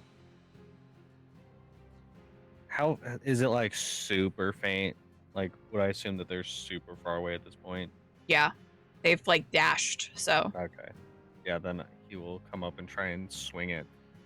Gas 3 and hit him in the back of the head. Okay. 21 to hit. 21 hits. 11 damage. All right. And then second attack. 22 to hit. 22 hits. 10 damage. And that one goes down. Huge. Anything else for you on your turn? He will step back in the door just in case. Eilif, it is now your turn.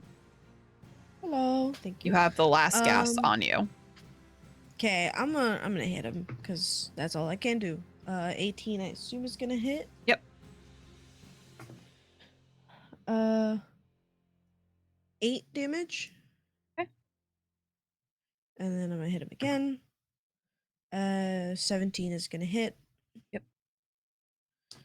That is going to be 12 damage. It's still standing. Damn it. Can I pump an extra of 6 into him? You sure can. I'm gonna do that, and I'm gonna take that damage. I am not looking good. But I'll pump another 6 damage into him. As you use your blood to power your final strike, You take damage, but you plunge your sword into the creature's neck, effectively putting it down and ending the combat. Congratulations.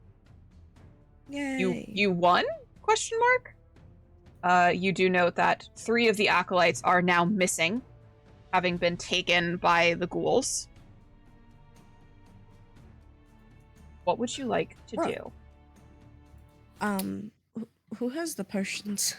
Oleyna would be going up to Eilif and putting one of the potions in her hand and sort of looking at the rest of the group and sort of asking, who's hurt? I think everyone's taken a little bit of damage.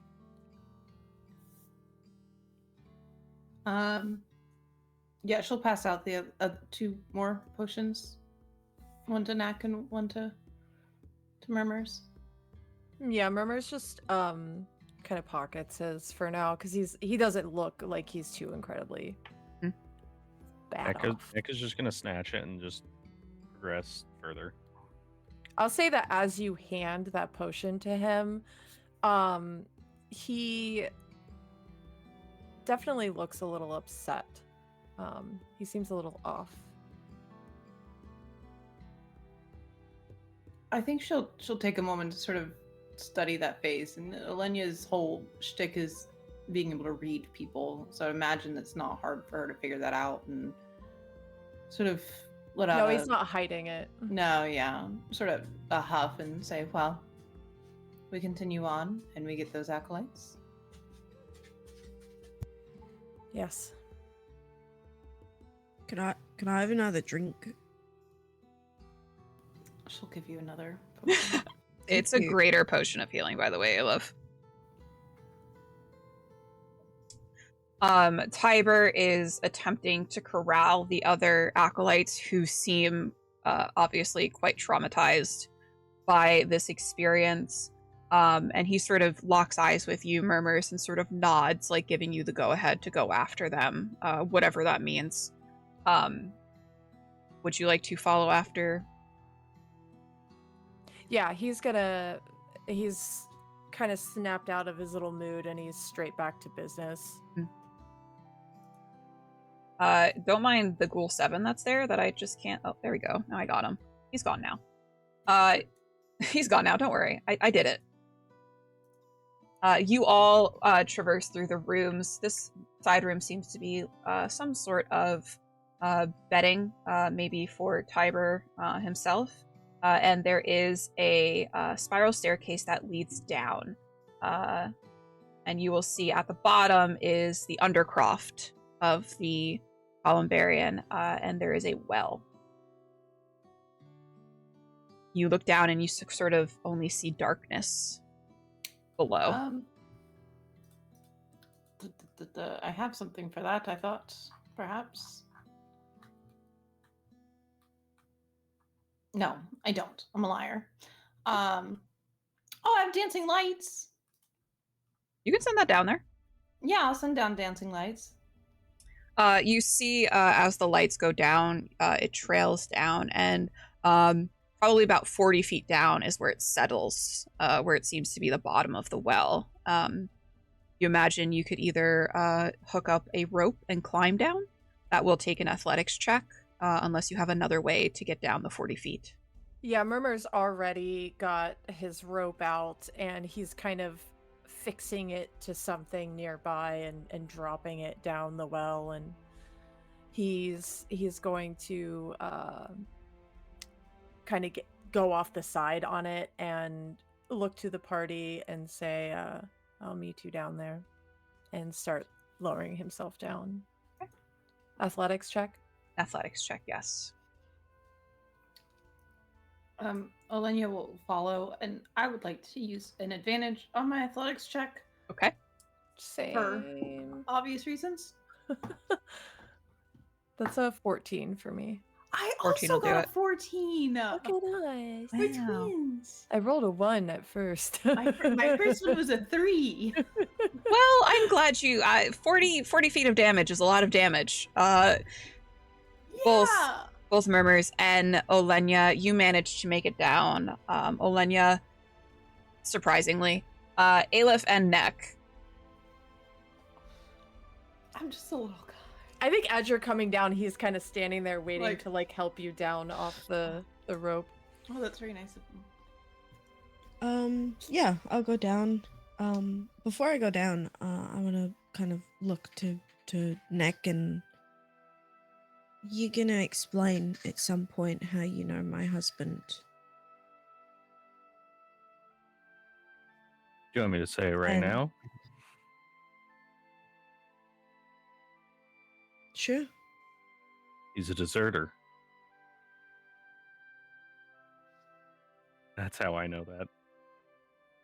Eilif, you know that Neck was part of the war. Your husband was a part of the war. It's not beyond the realm of possibility that they knew each other.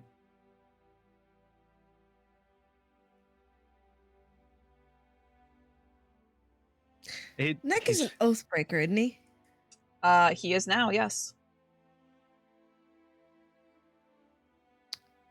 I suppose you have a lot of insight into his desertion. Not at all. I don't leave my company in the midst of war. I leave them once I get home to try and undo the lies that I've been told while fighting for those people. I wouldn't see you getting stabbed in the stomach and leave you to die if we were out in the battlefield. Yeah, he's not a good man, is he? I do not want that man anywhere near our group. After seeing what he's done already, I would be scared to ever have my life in that man's hands again. Dad's mad. You then you understand how I feel with him being the father of my child, then?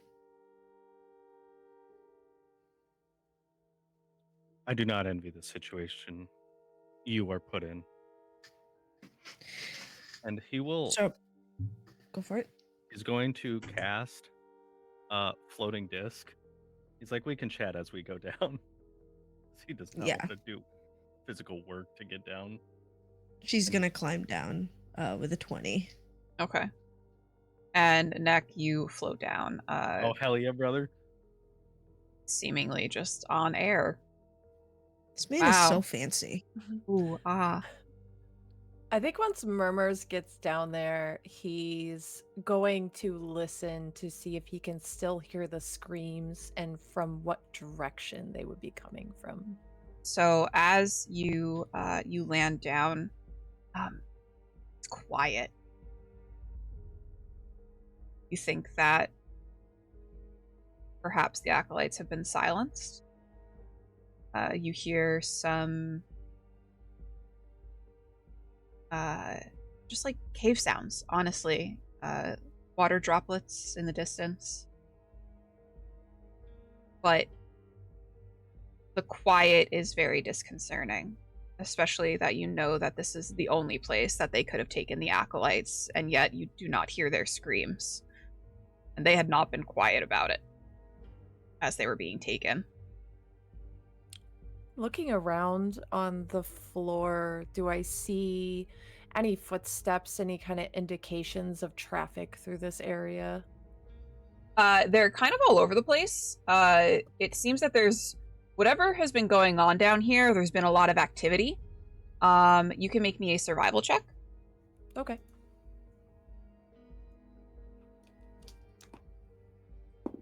Can I aid in this at all? Yeah. Yeah. Oh. I'm going to use an advantage for this. So advantage +2 with the aid from Oleyna. Okay, so that's an 18. You note that there, so you're in this sort of circular chamber. It's crumbling. You note that there are 2 tunnelways that go off on either side. But as you turn around, you will notice a sealed stone door. 2 hands holding a deep bowl form the handles. But the door doesn't seem to have any lock. And you do note that there are footsteps that seem to go past this stone door as well. Can I kind of inspect the door, give it a good once over, see if there's any tricks to it? Yep, give me an investigation check. That's a 22. Okay. What languages do you speak? That's a good question. Common, Elfish, Primordial, and Thieves' Camp. You do note that there is a faded inscription on the door. However, it is in a language that you do not speak. Would you like to point it out to the rest of the party? Yeah, he points this out to everybody else. Okay. Anybody recognize this language? Look. Who speaks Infernal? Oleyna. Yep. It says, "Pay now the toll of the living, lest ye enter the domain of the dead, too rich in life." She'll relay that back to Mermur'ss. Mermur'ss takes the dagger from his side and holds it over the bowl, and one clean slice through his palm, he allows blood to drop from his hand into the bowl. As you do that, you notice, Oleyna, that there was like not even a moment's hesitation on any kind of repercussions of doing this. He just hears what he hears and goes, all right, well, fuck it. Let's see if this works. I think this sort of startles Oleyna. Olena's a very calculating person, and to see somebody sort of act so much with instinct without second thought is like, oh, the fuck? It's almost like a mild disregard to his life. As you slice open your flesh, Mermur'ss, you do take 9 points of damage as fresh blood fills the bowl. And as your blood fills the bowl, the doors wide open. I'm going to take this time to follow that up with a swig of my health potion. Cheeky little swig. 4d4. Smart little bean. Yeah. I think he makes like a comment of like easy enough.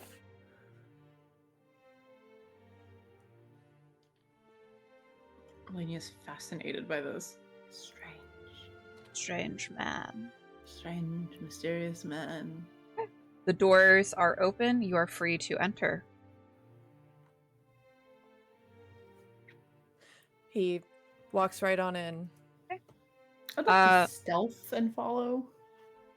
Would you all like to be stealthy as you trail through these halls, or no? You just Yes. Okay. I Roll. guess. Try. Everyone can roll me a stealth check. I am the knight. You are the I am knight. the knight. Okay. I rolled another nat 20. Pop off, Batman. That's a dirty 20 for me. You are also the knight. Neck and Eilif? 21 using That's- an advantage. What'd you get, Eilif? 15. You Okay. all very, despite the crumbling of the chamber that you're in, you narrowly avoid all of the rubble around you as you stealth through the halls. As you come up to the corner, you will notice that there are alcoves that seem to line the wall that extend into a large chamber at the end. It looks like there's a skeleton is lashed in a standing position in each of the alcoves, and they are clutching rosaries of human teeth. So in each of these little alcoves, in each all 8 of them, there seems to be a skeleton standing there. Why do I have to be playing Oleyna right now?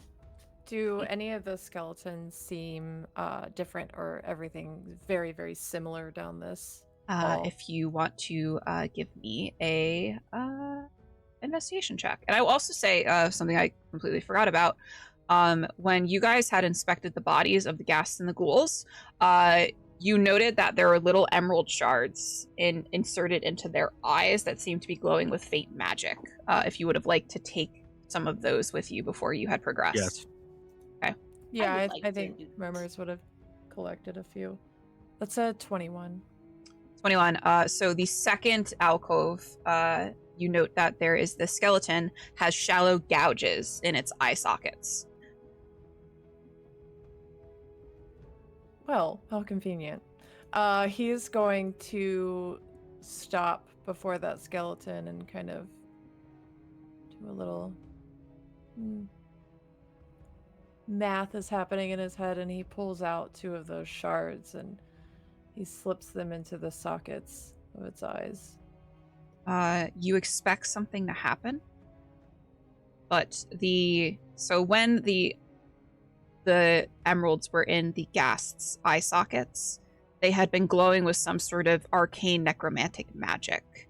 As you take them out of your pocket, you realize that they don't seem to carry that same magic.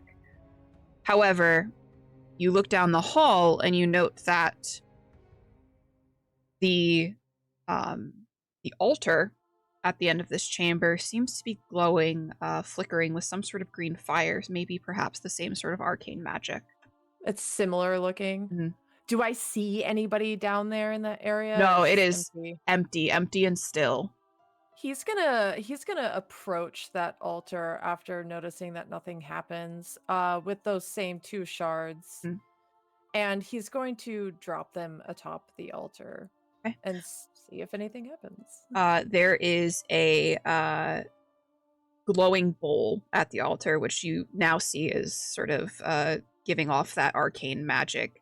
And as you drop the shards into the bowl, they begin to light up and almost spark to life with the same arcane magic, almost as they're being energized. He plucks them out of the bowl and holds them up and watches them to make sure that they hold this light. Yep. As you take them out, they are clearly still energized with the magic, though you suspect that it might be a limited use. You kind of hear him say to himself, clever. And he's going to go back down and place those into the eyes of that skeleton. As you do, the skeleton jerks to life, and it as you hear a very startled noise, and it kind of pushes back and reveals a door. Its limbs are restrained. It doesn't have a weapon, and it seems to scramble away from you down the hall, cowering in a corner, chittering almost. I'm gonna follow in after the skeleton. Is he trying to avoid me? Yeah, it's kind of it's the glowing eyes that you just placed in it seem to peer into you, and it's weird because they're just shards of emerald, and yet there's something behind it.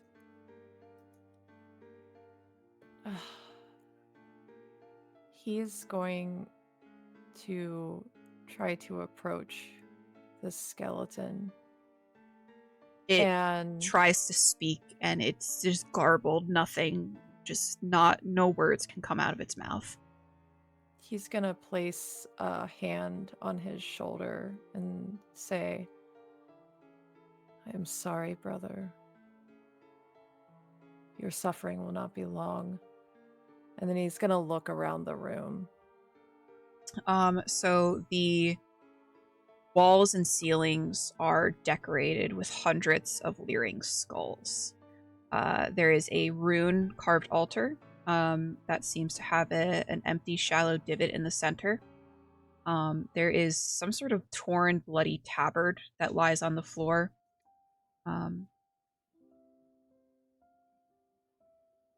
But otherwise, the room is empty. He looks back to the skeleton and he's going to reach and try to pluck those emeralds back from his eyes. The skeleton almost reaches out to try to stop you, kind of maybe stop you or aid you. You're not sure. But as you pluck the emeralds from its eye sockets, it stills in its movement and it crumples into a heap of bones. Just toss those emeralds to the floor, and my face reads just disgust.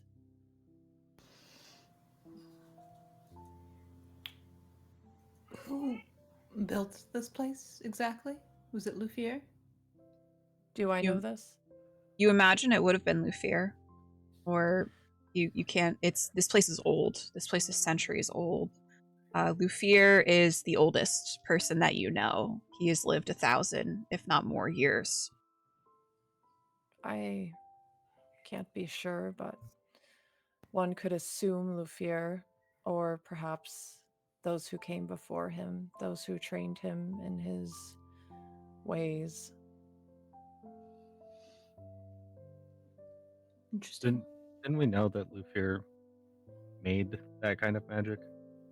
Lufier is the founder of necromantic magic, yes. Oh, he is. Yeah, Okay. I was like, All right. Yeah. Scratch that. What is the point of not so much this place? I understand what the point of it is, but what is the point of having such a short-lasting effect? For these, I'm not sure. But as you can see, though the effect is short lasting, it can be used over and over again. And if Lufier is not here, and his necromancer is, I can't help but wonder who's controlling these ghouls. Perhaps Daddy's favorite sees himself as better than. At least that's my own assumption of what could potentially be happening down here. I can't help but wonder, but well, I can imagine why somebody would want to turn on Lufier. Sorry, Nick. I don't. Here in Ruin, necromancy is currency. There's a lot of money in the business here. Power, money. Isn't that what we all want? Oh, I'm well aware of the power of wealth. And I can quite see why somebody would want to garner more wealth and their more power. Especially if they were to, for some reason, have it out for Lufier. And for a necromancer to go missing. And Lufier so desperately wanting him back. And perhaps not wanting to deal with it himself. Assumptions can be made. Of course. if he just like trails off into his own head. What is it, Neck?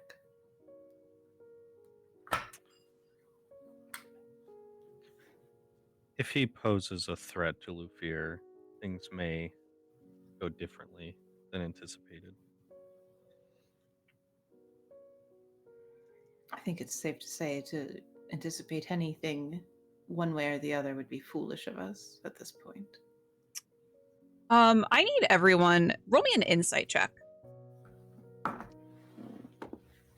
I got what's 14 plus 7? 21. 21. I got a 24. 16. I got a nat 20 with a 24.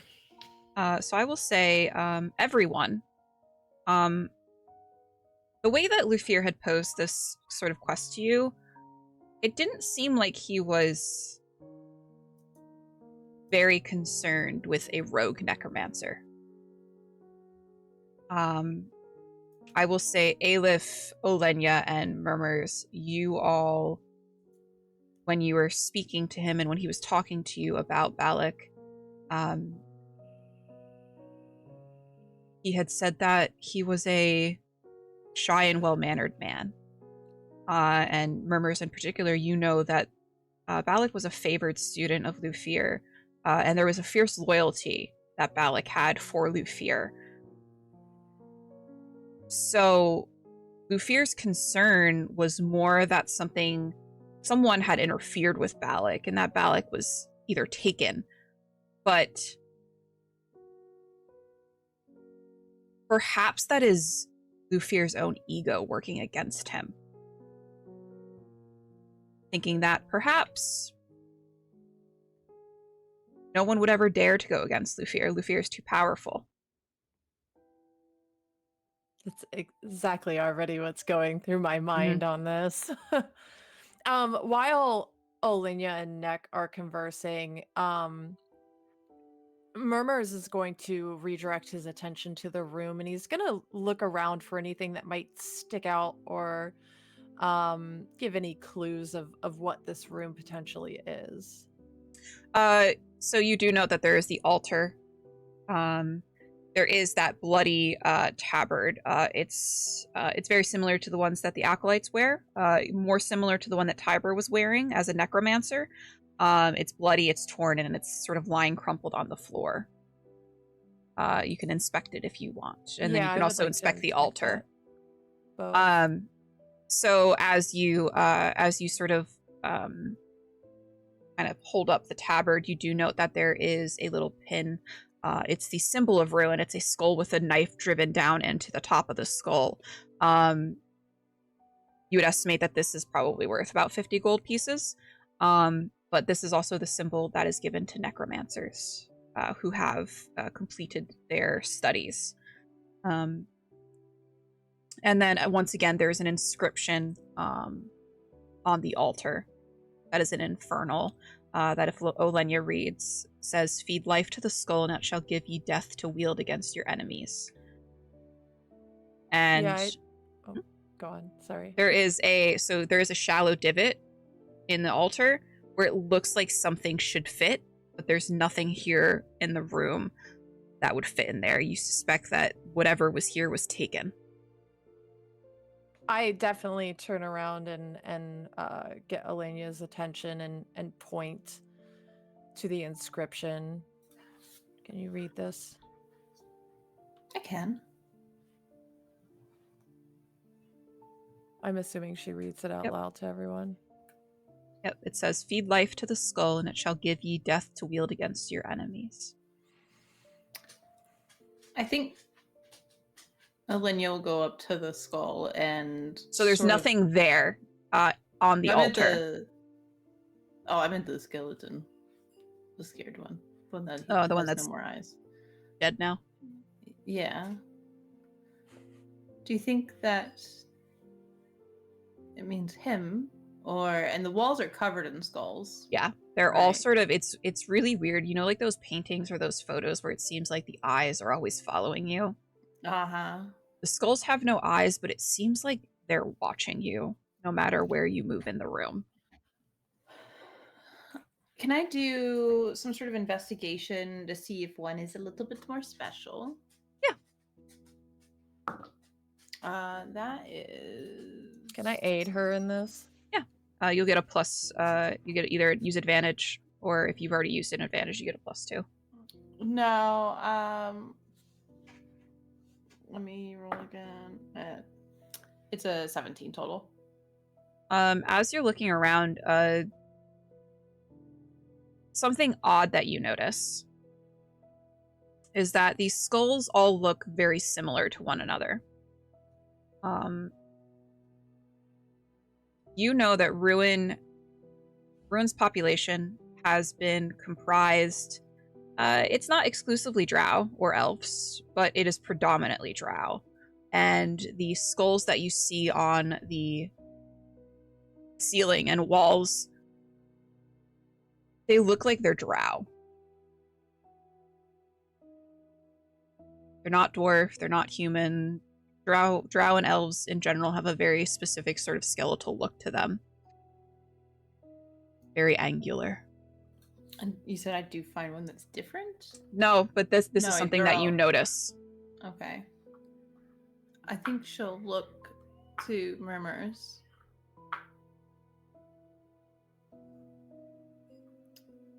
And very quietly say,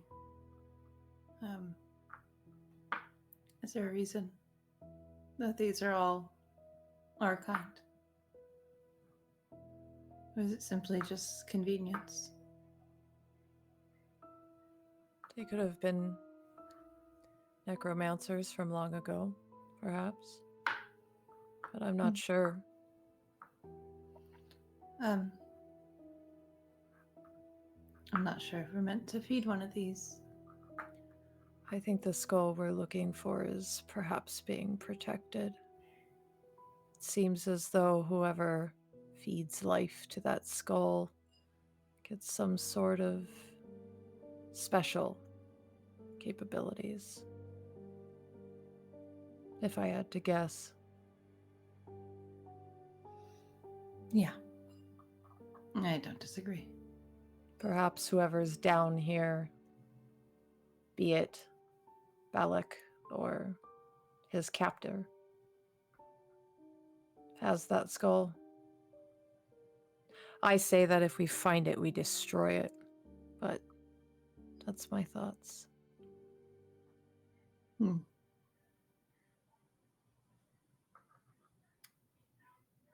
That's certainly one way to go about it. Doesn't matter now. We just have to find it. So, when we came in, we came down the well. Did we saw other passageways or? Yes, so you do know that there are tunnels that were leading off from the well. Okay. Yeah, I'll just pick a direction. Would you guys like to go back down towards the well? Yeah, I think Oleyna would want to. I think we've explored this area as much as we can. As you guys go towards the well, you do note that there's like a dripping noise. Almost as though there's water, which makes sense. You're in a quote-unquote well that seems to go off to the west, which would be as you are the west. I'm just gonna say the west and try instead of trying to orient everyone. It is the west on the map. The West. The west.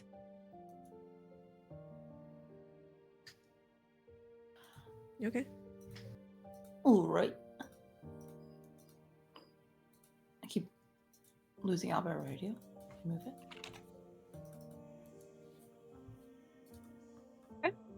And then silence sort of in the east.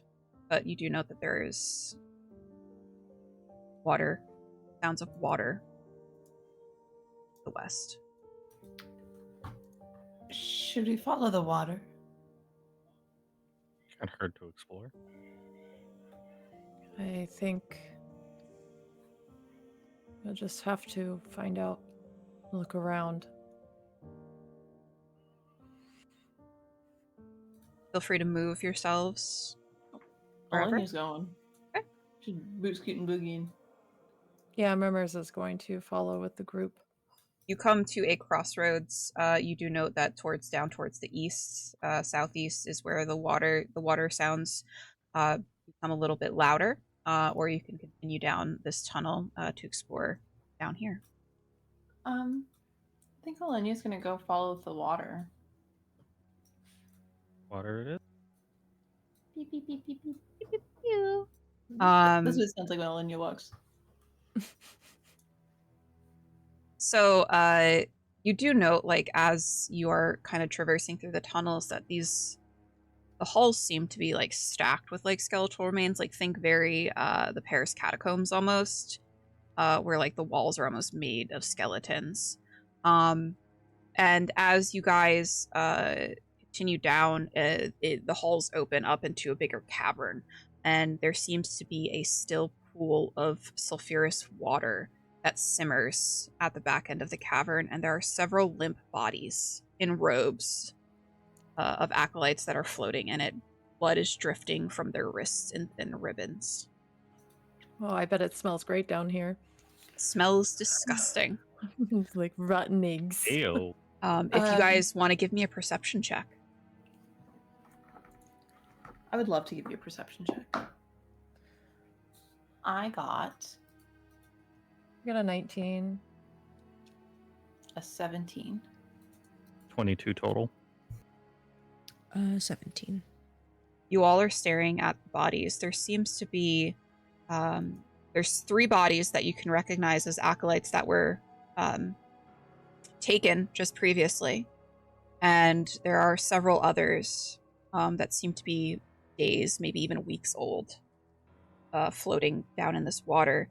But you do note that 2 of them, instead of being belly down, floating in the water, are face up. And you note the rise and fall of the chests of 2 of them, or they're barely alive right now. And are they like floating in the middle? Yeah, they're floating in the middle. Of course they are. I think Oleyna will point out to the bodies that are somewhat alive. How can we get to them?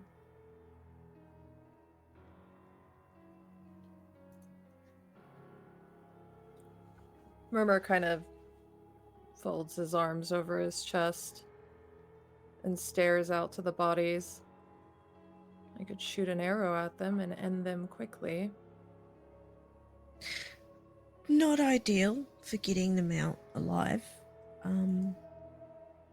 I have some rope. How long has it been since we came down? I would say probably 20 minutes. You'll just make the disc kind of pick up one at a time. Okay. Okay.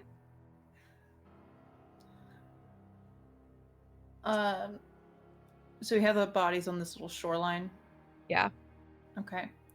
Oleyna will sort of kneel down to one of them and sort of give him a little bit on the face. Neck, which one? So there is a female and a male floating. Which one do you pick first? Can I tell because of my cloak which one might be actually like alive or doing better than the other? As you spot them, they are both alive. I will tell you, they are both on their last death saving throw. So you need to pick one. I'm just going to dive in and put the I'm going to dive in and try and give a potion, a greater potion, to one of them and have my disc like pick up and Okay. move the other towards land. Right, so which one are you going to give the potion to? Whichever one is honestly probably like closer to like the opening of the cave. They're both about the same distance away. They're in the middle of the pool. Can I roll perception to see if one's like more important than the other? No, they're both acolytes. Save the chick then. Okay. Your disc moves to move the male closer to the shoreline. And just as he reaches the shoreline, you hear the death rattle escape his lungs, and his chest no longer rises and falls, however shallowly it had been. Oh, what a pity. But when you give the potion to the woman, she sort of back to life, sort of splashes around as she sort of gets her bearings. Where is he? Where is he? Where is he? And she's frantic. Her eyes are wide. Once the body is like transported or whatever, I'll have the disc come back and float us back on a land. Okay. She is frightened. You will need to calm her down because she kind of jumps back from you. Can I try and like take a hand to her shoulder and soothe her? Okay. Roll me a persuasion. Yeah.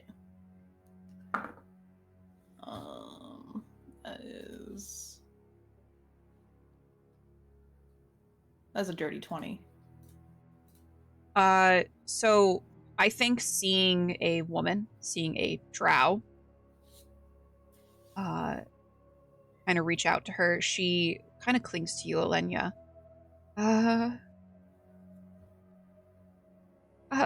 Where are we? I think Oleyna will sort of draw her in to her chest and is sort of like soothing her the best that she can. We're underground in ruin. What is your name? Columbarian? Yes. I'm Mariel. There was a person, hooded. His eyes, I can only see his eyes. His eyes were glowing. Were they green, perhaps? Mhm. Yeah. Okay. He good. slit our wrists and filled bowls with our blood. And then she looks to the pool that you guys had just fished her out of, and her face crumples at the bodies floating, and the one that you guys had attempted to save on the shoreline. And she lets out a heartbreaking sob and buries her face into her hands. Oh no! And she's starting to rock back and forth. I think Oleyna kind of moves herself to shield her from the rest of the view. And she very quietly asks, "Where were you taken? Do you remember?" She's trying to like look around, and then she'll point down towards the east. We came from there. And do you know the name of the person who did this to you? Do you know his face? She shakes her head. No, he's magic user. He had a raspy voice. He was talking in some language I don't understand. His nails, fingers were rotted. His nails were falling out. I see.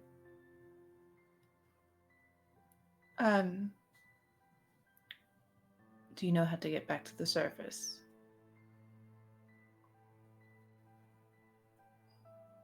She shakes her head. If you stay here and stay hidden, I will come back for you. She nods. Kind of looking around. She's very pointedly not looking at the body of water anymore, but she does see like the little opening, the cavern, and will sort of huddle herself in a corner, kind of chattering as she nods to you. I have a fine set of clothes. I will give her that fine set of clothes. Okay. Change into these so you're not cold. She nods. Why don't we just escort her out before going further? You It's not that anticipate far. that she will not be able to make the 40-foot climb up the well without Let's hope assistance it gets anyway. It's going to take you... How long does the disc last? an hour. And it's going to take you a while to travel back through the halls. I'll also give her a ration. Okay.